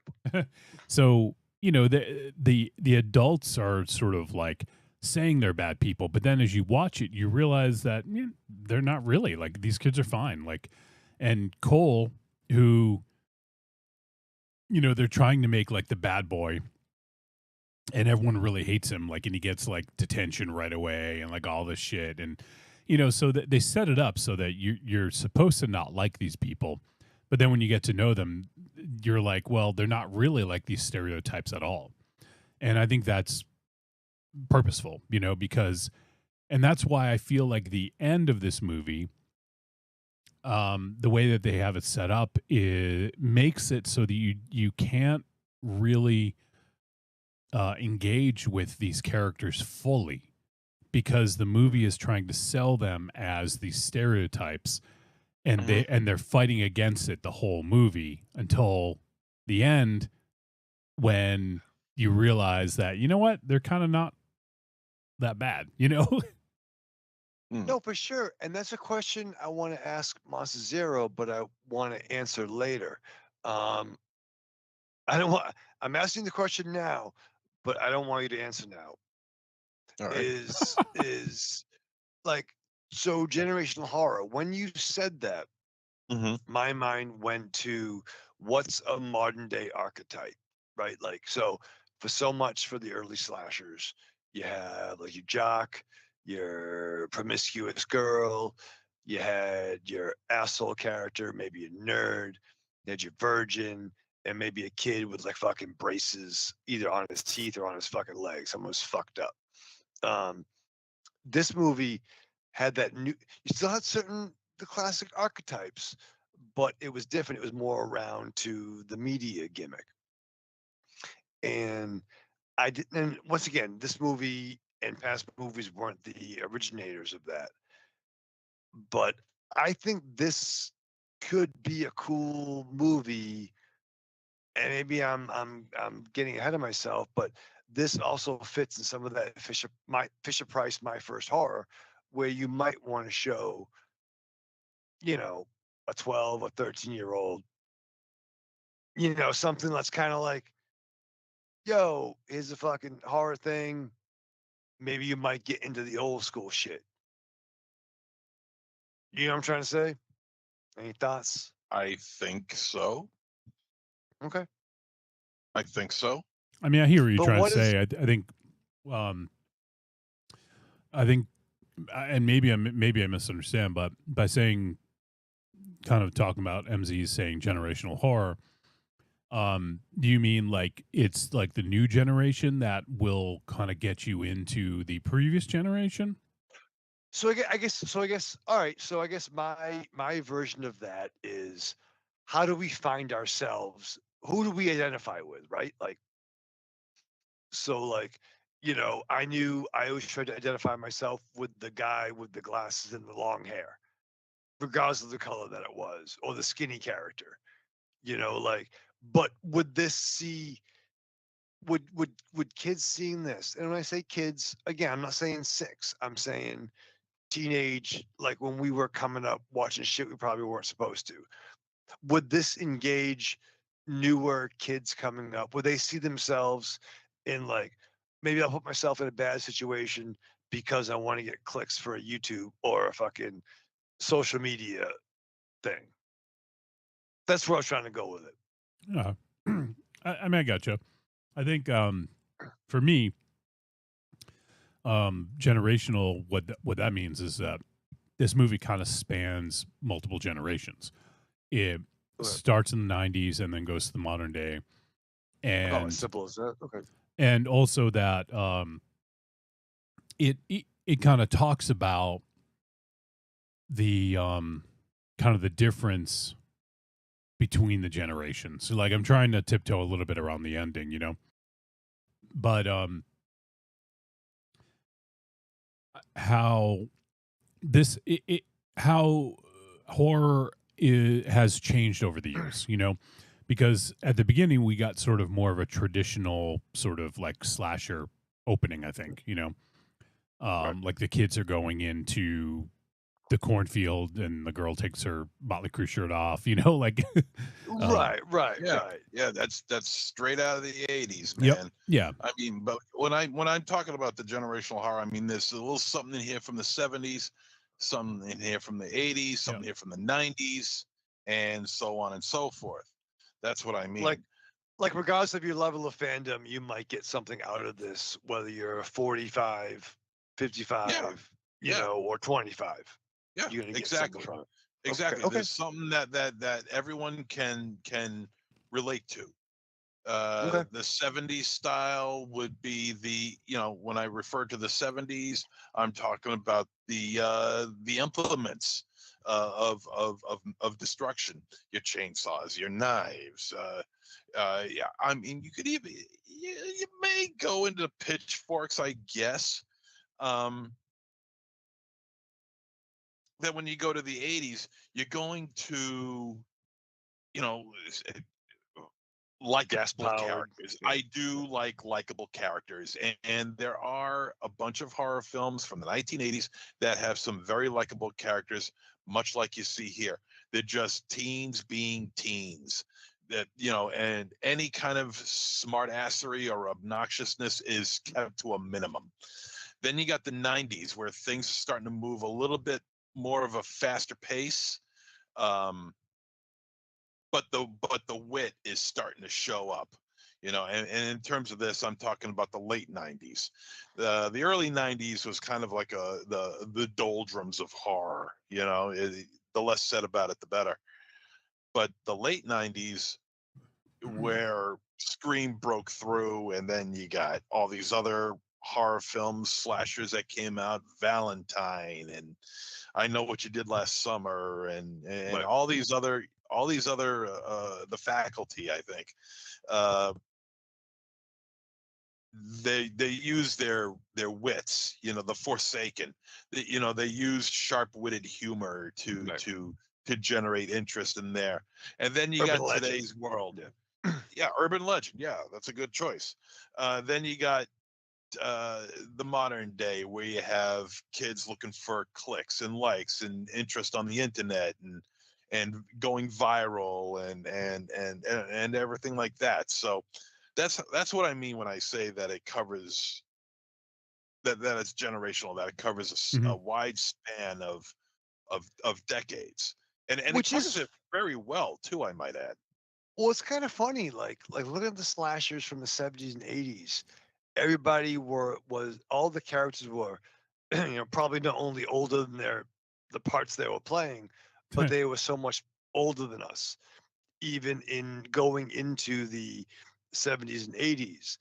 When the 2000s horror hit, like you said, with Scream, we were either the same age or older. So we didn't always see characters who were exactly our age, unless it was.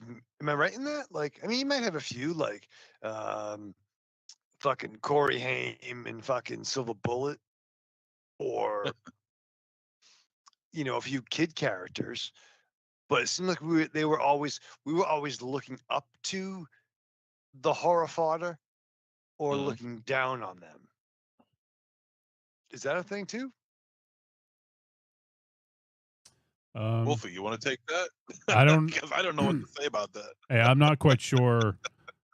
I think I'm a little lost on that. I think the thing about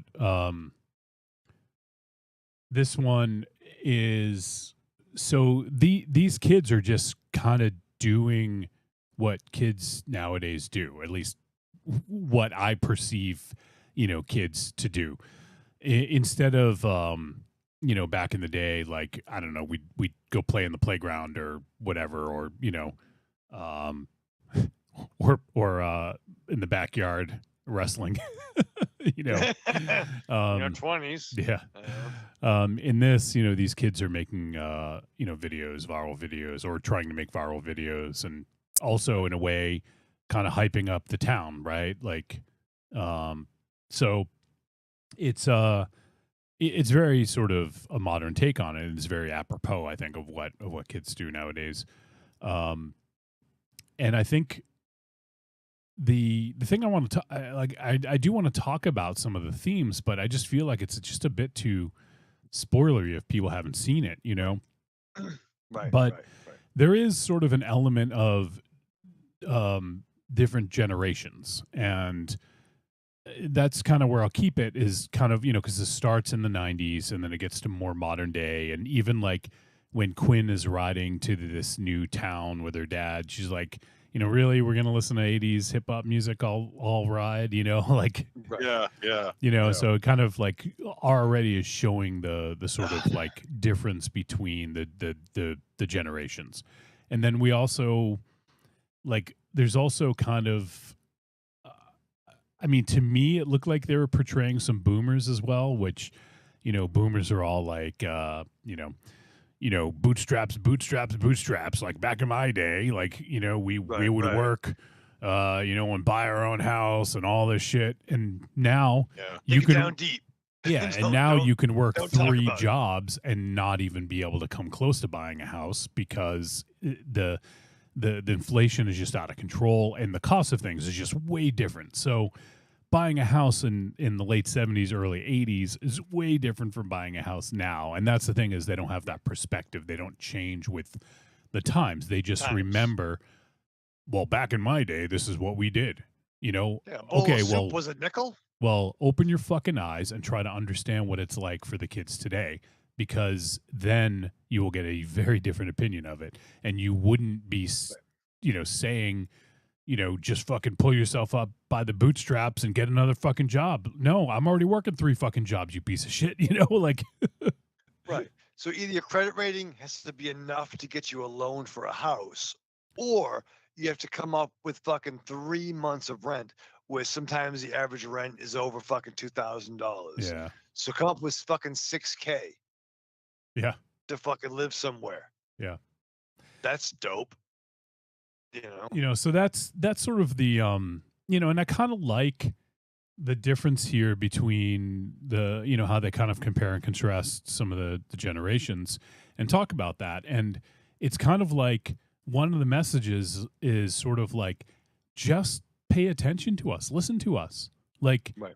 We are all about change, and like if you listen to us, you would understand, and you might make yourselves a better person if you did. But all they see is clicks and likes and and viral videos and all that,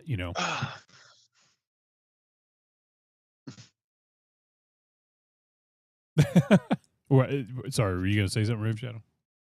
No, I guess it's funny, like where you could almost say like our generations, as we're coming up, speaking with birthdays imminent, like we should be a lot more receptive.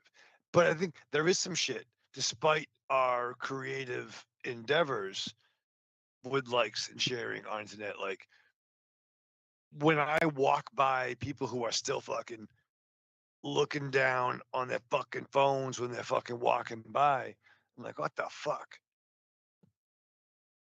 Yeah. But we should have more in common with the next couple group of kids coming up. Yeah. Than those before. And that's the thing. I think, I don't want to speak for you guys, but I think that we are, the 3 of us are a little bit more in tune than others in our generation, because we kind of, I think we can still understand, the generations that came after us, at least to a little bit. I may not be able to understand everything they do or why, but they have been through a lot. Like most, if anyone is like, I don't know, like upwards of like 35, like if you are 35 or younger, chances are you went to school and had to learn how to shelter in place. That's, keep going, Wolfie, but fucking yes. Keep going. So like that's a whole different vibe. We never had to do that. Like, didn't we do like bomb fucking like once a year we would do like a bomb I don't even remember. Do you guys remember? Like we used to hide under our desk like once a year in case there's a fucking nuclear bomb or some shit, right? No, it wasn't us, because our parents did duck and cover, which that was they would do duck and cover, and we would watch that on like sitcoms, like fucking, what was the not Fred Durst, not Fred Willard, the Wonder Years. Fred Savage, yeah. Fred Savage, the great Fred Savage. We'd watch shit, and our parents did duck and cover during the Cold War. I remember as a kid, we had a school dance, and literally there was a fight. Some kids from the city came in, and they found a bag of guns on the front steps of one of the entrances. And the only rule was you couldn't have kids from Worcester coming to the dances anymore. And we had a vice principal, Mr. Capamacchio. Everyone called him Mr. Cap. And him and Mr. Griffin had the Griffin grip. That'd be a nerve punch that would fucking fuck your neck up, and you'd fall down like a box of hammers. But then you look into like my stepsons and the kids that came after it, where they had to worry about getting shot at school. Right. Whereas we would have a bomb scare. We would walk outside the track for an hour, and then we'd go back inside. Yep. And we'd go home. Your mom would be like, "What happened at school today?" "Oh, we had a bomb scare. It was dope. I got out of earth science." Like it was like, Yeah, exactly. You weren't really fearing for your life, right. but And it was like, and then Chow Daddy showed up. yeah, And yeah. it was excellent. Yeah, like for instance, actually I just thought of this recently. I was reminded by our pal Roman Anthony in the chat, but so the actual baseball player Roman Anthony, who just got called up by the Red Sox recently, he went to I'm gonna forget the fucking name of the school now. I'll look it up, but he went to the high school that had one of the like big fucking school shootings recently. It was like one in like Oh shit. Yeah. what was it, 2020? Pick a year.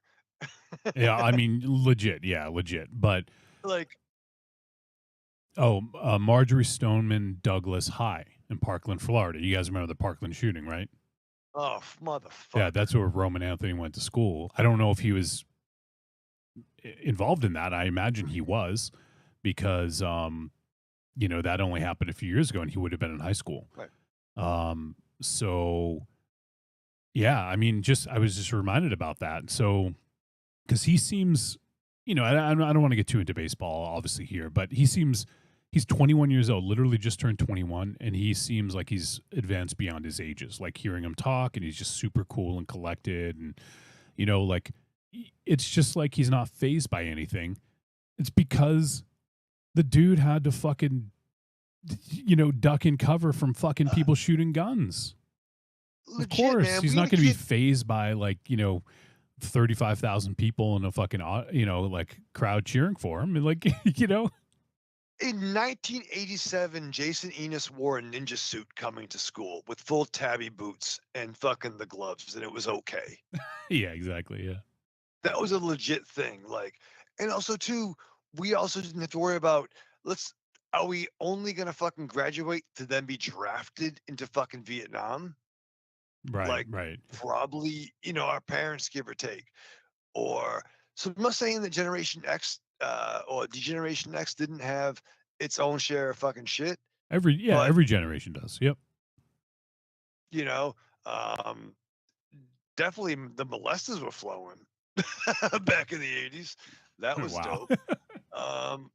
But like, we weren't drafted, and if we didn't have to worry about getting shot going to school. You know what I mean? Yeah, Like, yeah. if someone did, we would just skip out on that class. Right. Exactly. And then go yeah. home and watch G.I. Joe and have a Salisbury steak.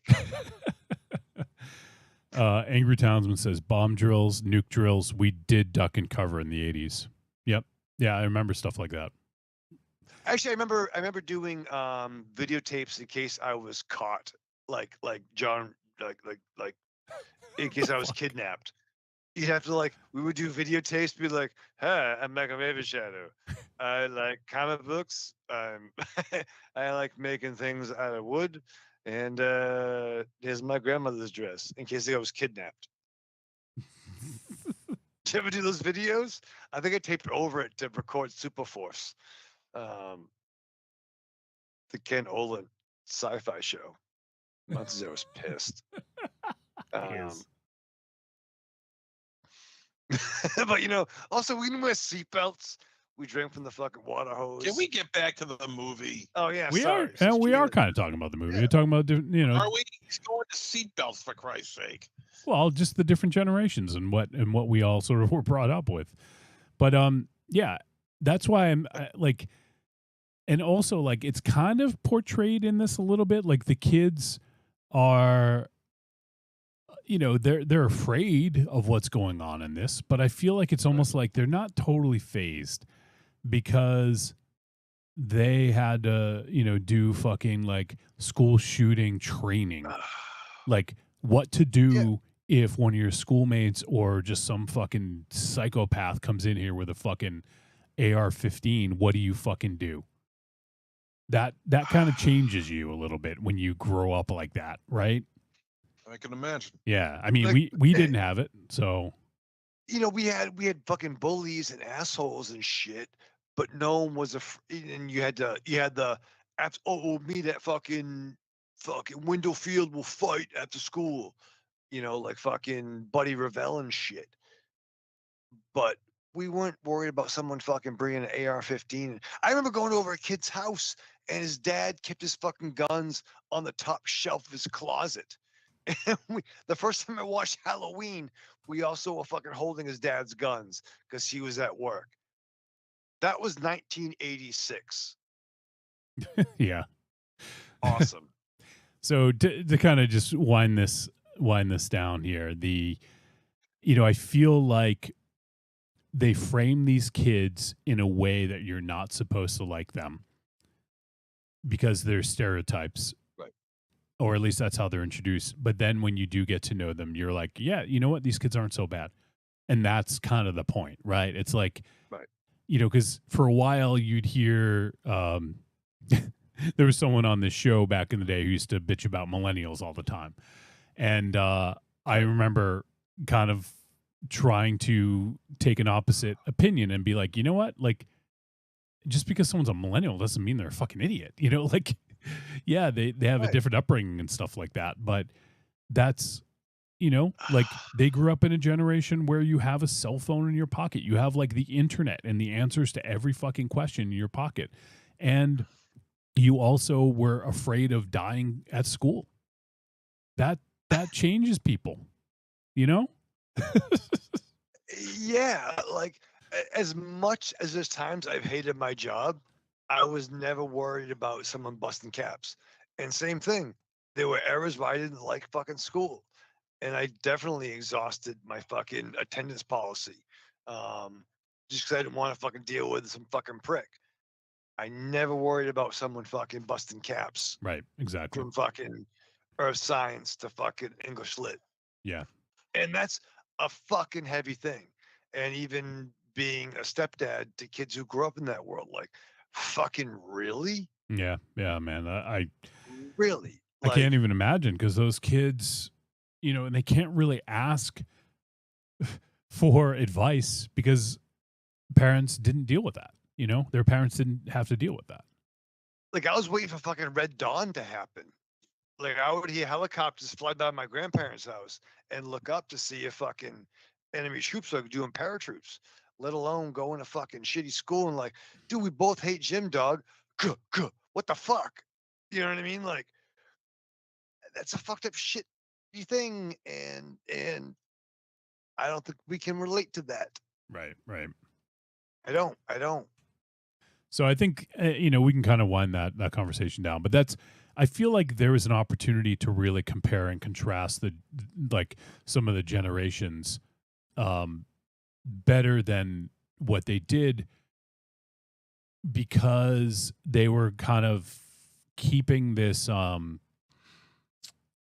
this mystery as like too much of a gimmick, and I feel like that actually it actually affected the story in a bit.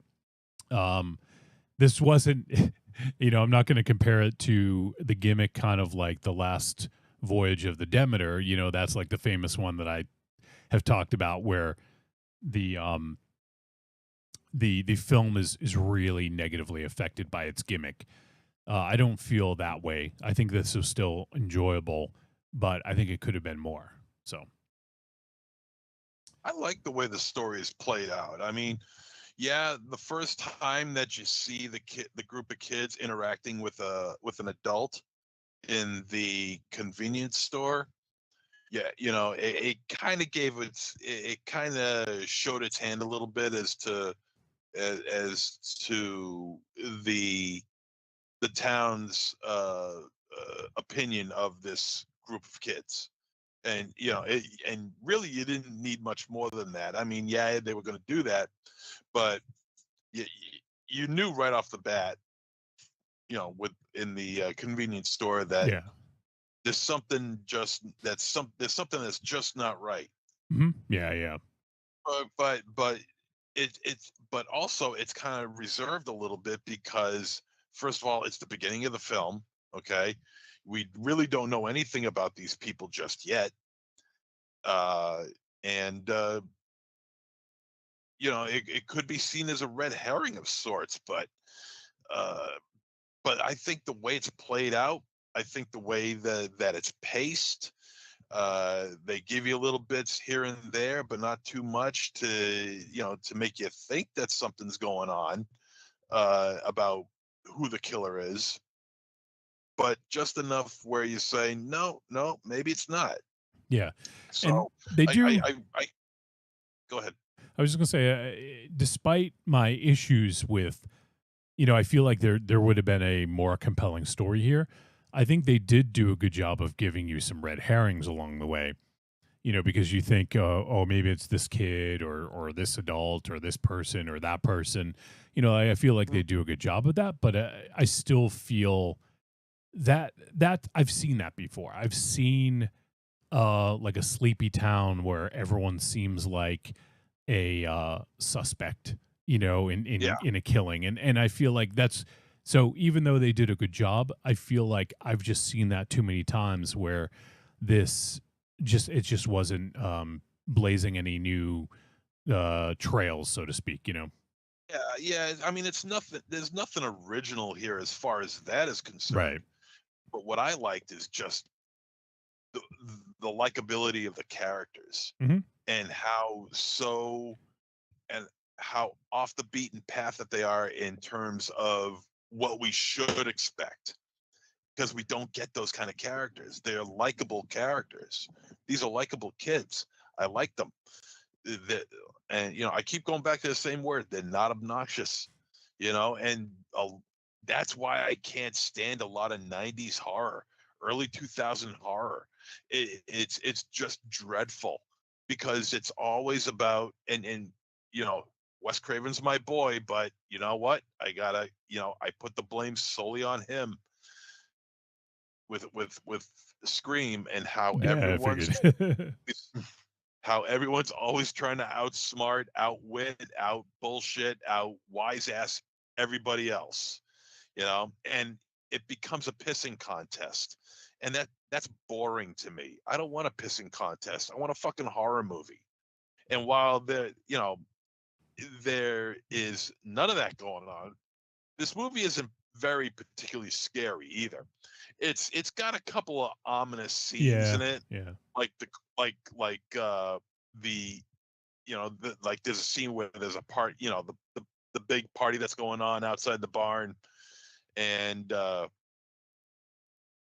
you see Friendo the clown come out of the cornfield, and then you see other things come out of the cornfield, and it's sort of ominous. I mean, I just really like the way that the whole thing was put together. It's not perfect. I do feel like this whole idea of Friendo the clown was kind of hastily put together. Mhm. That there really wasn't. I mean, they give you a backstory, but it's got no teeth.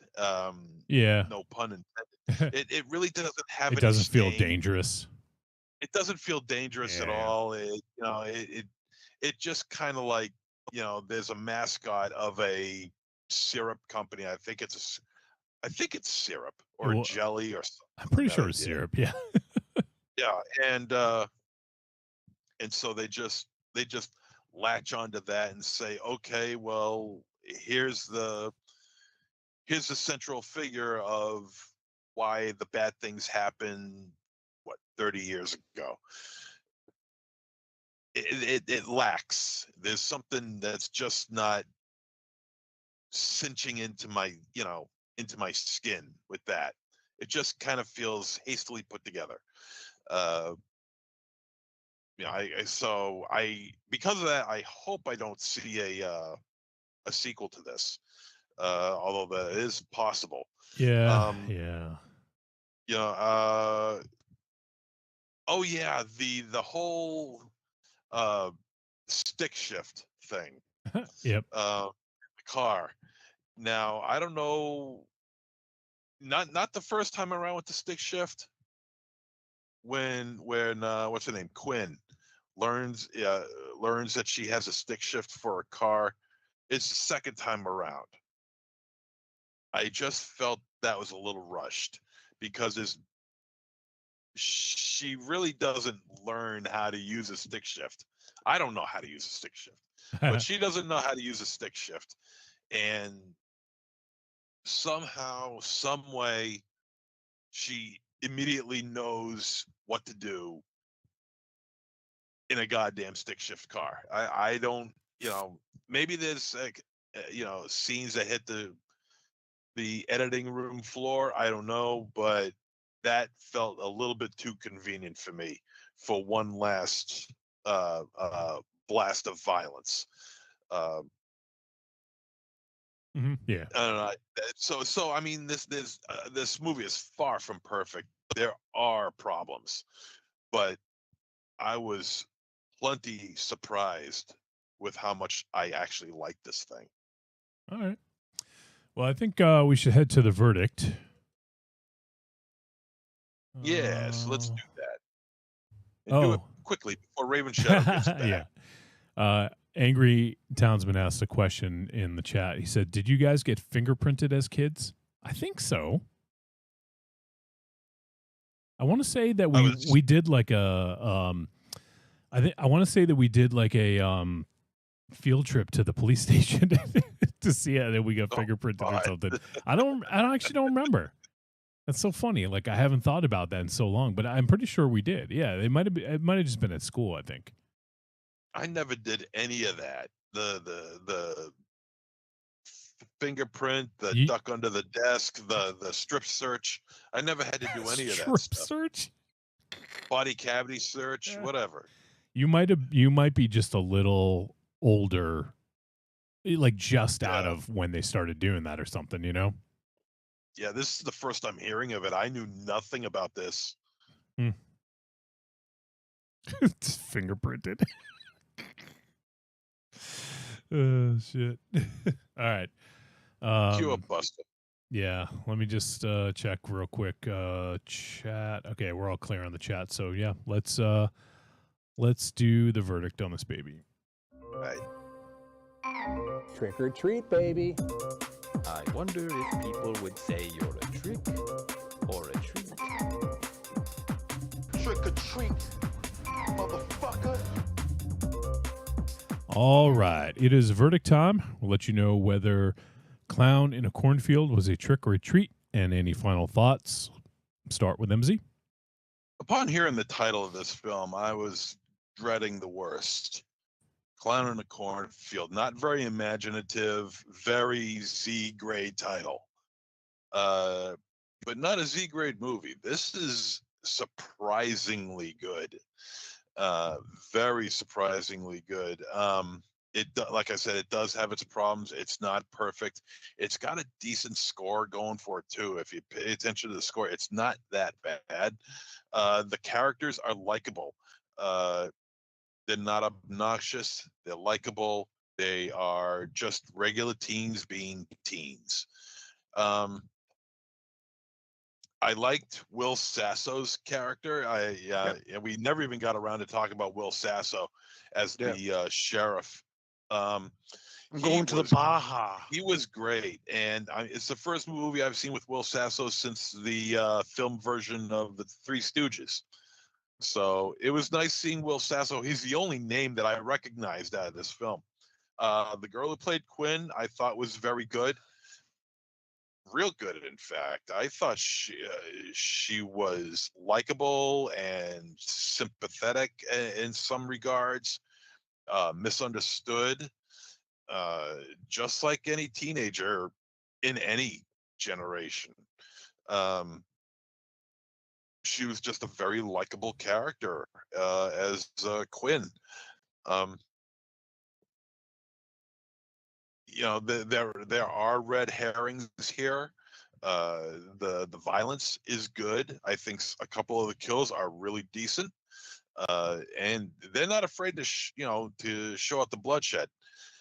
Not a perfect film. The ending scene kind of had me saying, okay, what the fuck? But, you know, and a couple of other areas where I was like questioning myself, but this is surprisingly good. I no one's more surprised than I am for me to say that. I mean, on Letterboxd, I gave it a 3. I gave it 3.5 out of 5 stars. This is a treat for me. I recommend it. Check it out. Oh, Uncle Dave. All right, Raven Shadow, what's your verdict? Yeah, and I big ups to Will Sasso and big ups to my man. He played the Blob in X-Men Origins Wolverine. He was the dad who was the dick in the suit. He's fantastic. Been in so much shit. He's a good dude. I like the guy a lot. It's not this movie's fault that we watched it and discussed it after watching a whole bunch of bangers as of late. It's not this movie's fault that we watched Sinners last week. It's Wolfie's fault. All right, I'll take the blame, I guess. You know, Mickey 17, or you know what I mean? Like, we watched some bangers and this was fine.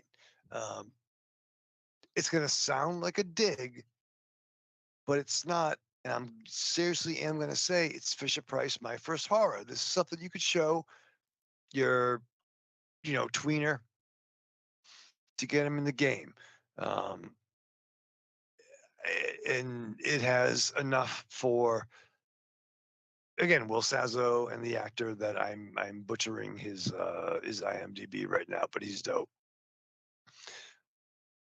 But watch Sinners. Like, what the fuck? This movie is, it's a treat. It's a Fisher-Price, My First Horror treat. All right.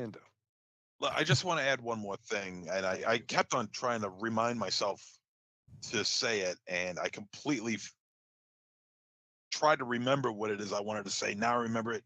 There's also another detriment to this film is that there is a lack of nudity.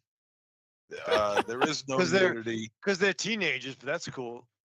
They're 18 is a teenager. That's true. Yeah, there is no nudity in this film. No. And I was kind of hoping to get some, and I didn't get it. And you know what? I will raise you. It would have been nice to see 1991 nudity. Any nudity as a throwback. 2025 nudity. I mean, every year is a good year for nudity, but it'd be nice to do the teen smoking butts in the cornfield scene. And like, then how do you find your clothes when you take them off? No, girls smoking is not, or anybody smoking for that matter, is not attractive. Well, don't say it. Okay, don't say it again to Raven Shadow. All right, yeah. So I'll go. All right. Yeah. I mean, I've pretty much said what I wanted to say about this. I think it's fine. It's, if you're looking for kind of a straight up slasher, like a mindless slasher, I feel like this is worth a watch. And when I say mindless, I feel like this movie isn't a mindless slasher. Oh. It just presents itself that way until the end. And then you're kind of like, you can go back and think about the movie and how your perception of it might change a little bit. So, but that kind of, I feel like this movie could have been more. I think that's the thing that's disappointing to me. Like, watching it, there's nothing about it that I was like, oh man, like, this just isn't good. Like, I didn't think that. I thought it was fine. I just feel like there was a better movie here, but it got a little bit too hung up in the whodunit gimmick, to kind of obscure a little bit of that. So, yeah, it's hard for me to give it a trick though, because I mean, I did enjoy it. So I'll say it's barely a treat. I'll go with that. There is more good than bad, but I think that there was a lot left on the table here, and I feel like it could have been like a better movie with a better message. But yeah, there you go. That's my verdict. I guess tepid treat is what I mean, not barely. Tepid treat is what I mean. So, all right. Well, there you go. I did enjoy the scene we didn't talk about. I did enjoy the scene where a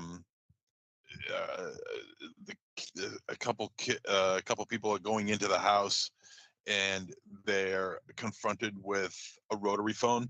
Oh yeah. She's like, "Where's the button?" I liked that. I laughed. That was funny. Yeah, it was. I mean, it was a good. You kind of got to poke fun at, especially if it's like a generational horror that's kind of showing the difference between some different generations and stuff. So yeah, I think it's mandatory, and they did it. So all right.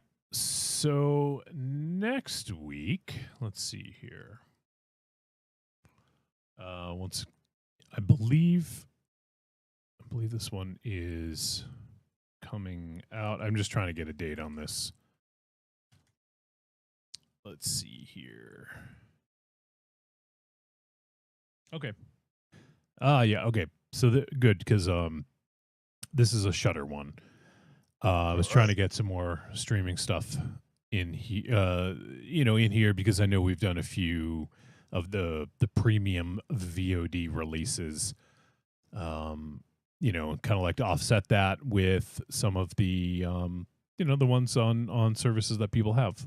So, all right. Well, we are going to do a movie called Best Wishes to All. Oh, fuck. Have you To All guys- a Good Night. Is it a fucking Christmas horror movie? Nope. Have you heard of this one, MZ? I have heard of it. I have not seen it. All right. So Best Wishes to All. It is written and directed by Yuta Shimotsu. Yes. And it's a Japanese film. Actually, hold on. There's it's funny. I looked it up and it brought me to a short that's 12 minutes of the same name. Best Wishes to All. So it must have been a short before it was a feature film. It's weird because a lot of times IMDb will have it listed under its original, like whatever country it's from, the original name of the movie. But yeah, it's funny. I'm just seeing Best Wishes to All, and it's just not showing up on IMDb, I guess. So, it may be listed under another name on IMDb. Let's see here. I'll look at the directors. Yeah, that should help. Best Regards to All. Yeah, I don't know. Anyways, I can't find it on IMDb, but I'll read the email from Shudder that I have here.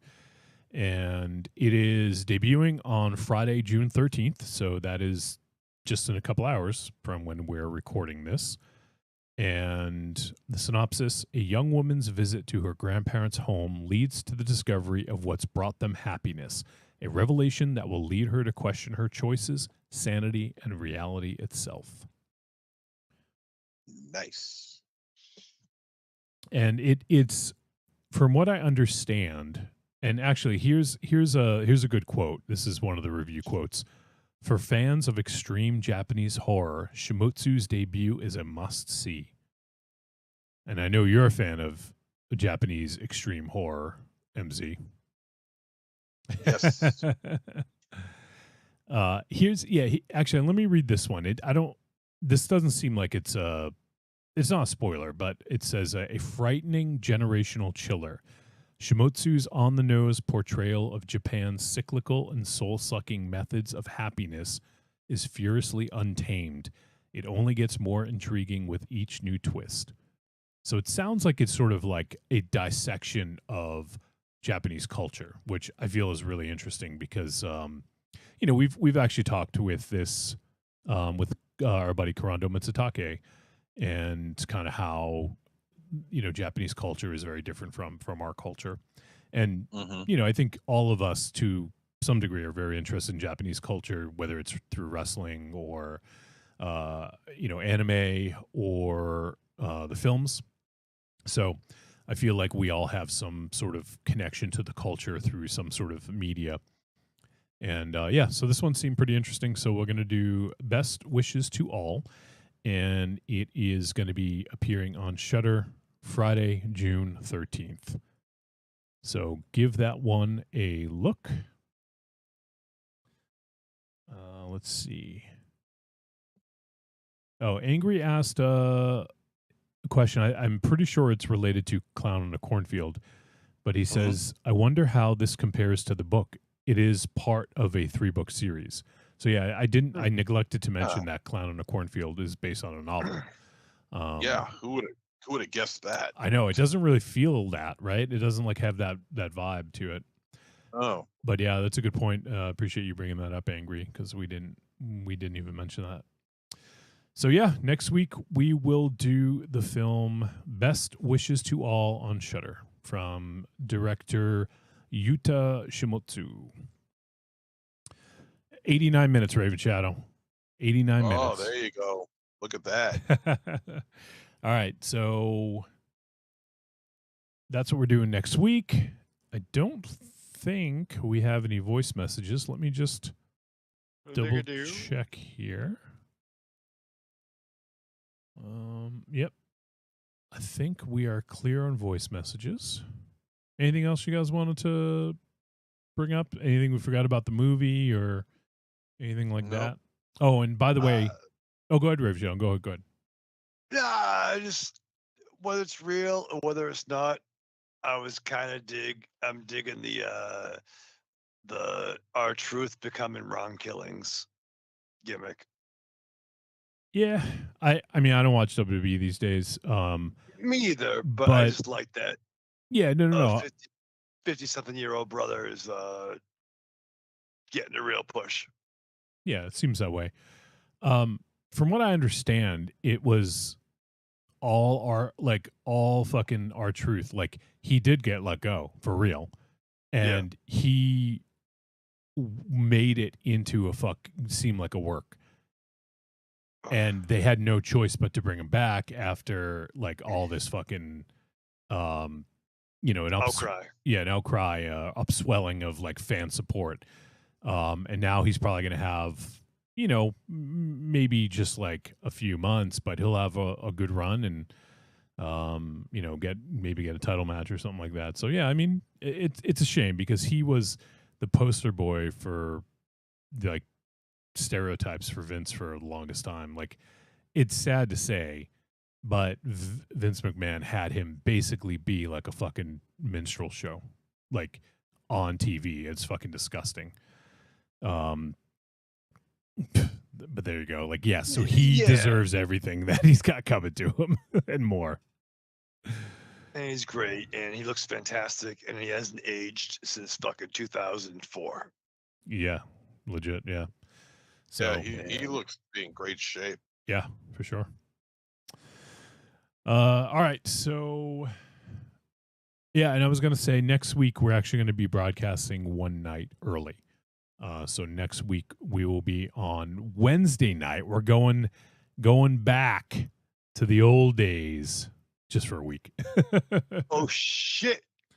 So next week, if you do watch live, we will be on Wednesday, June 18th. Same time. We'll try to be on time, 8-ish. And Eastern, that is, 8-ish Eastern. And so we'll be on a night early next week. And hopefully you guys can join us. For those who can't do Thursdays for whatever reason, hopefully Wednesday, come join us. Come hang out. See what you're missing. Yep. You can watch MZ sniff the asses of his Transformers. Oh, that's right. I plan on doing Smokescreen and Snarl next week. Oh. What about Grimcock? No, you don't want to smell that. Me, Grimcock. All right. There has to be. Isn't there this Skids? Isn't Skids a Transformer? Skid Mark. The Skids, the theoretician, the theoretician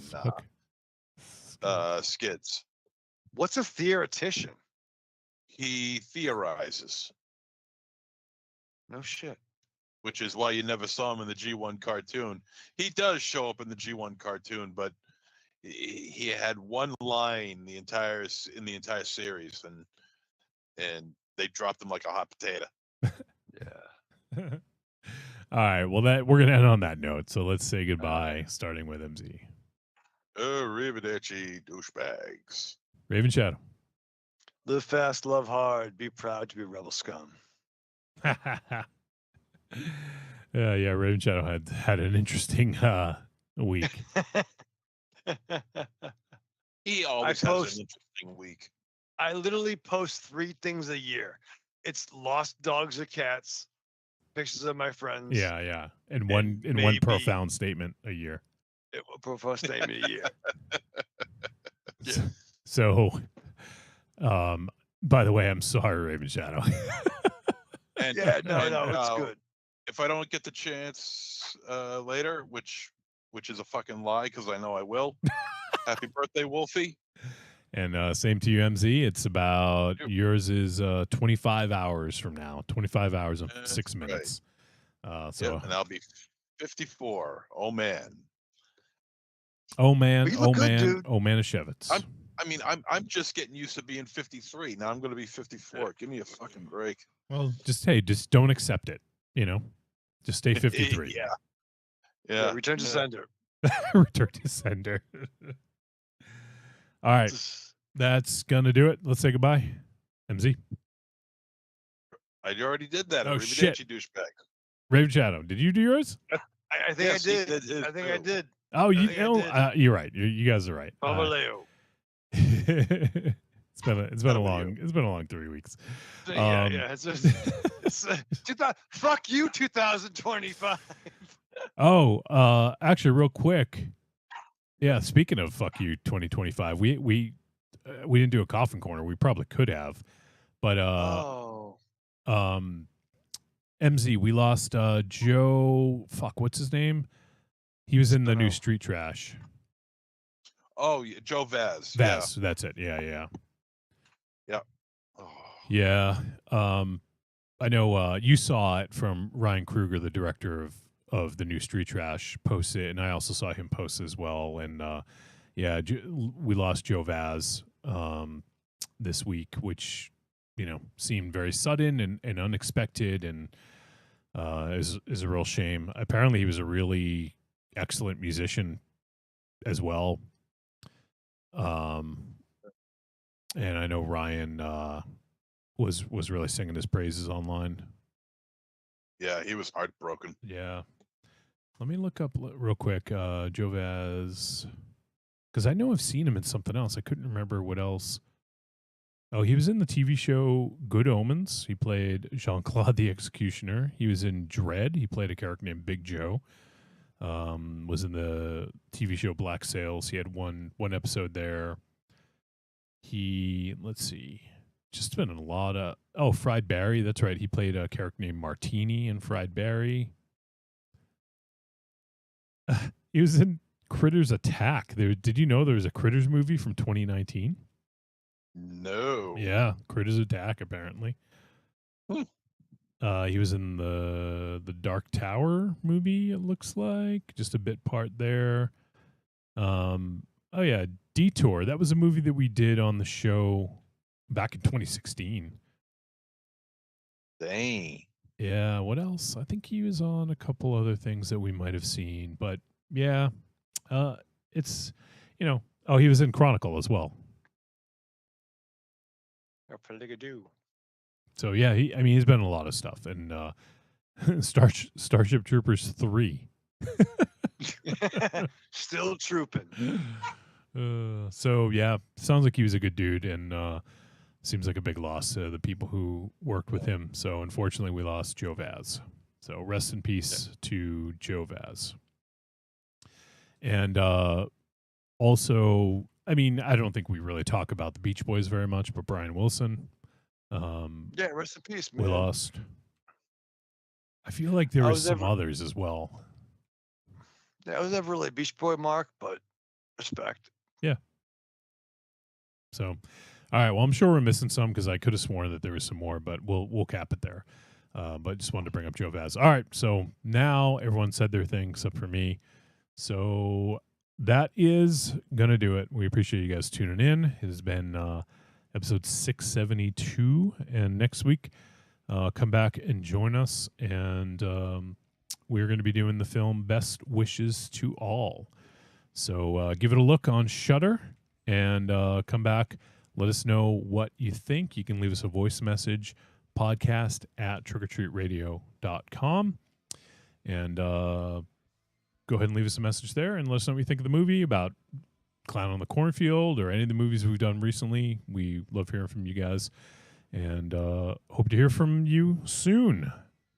All right, that's it. So everyone be safe out there. There's a lot of shit going on, and just protect yourself. All right, guys. Take care. See you next week.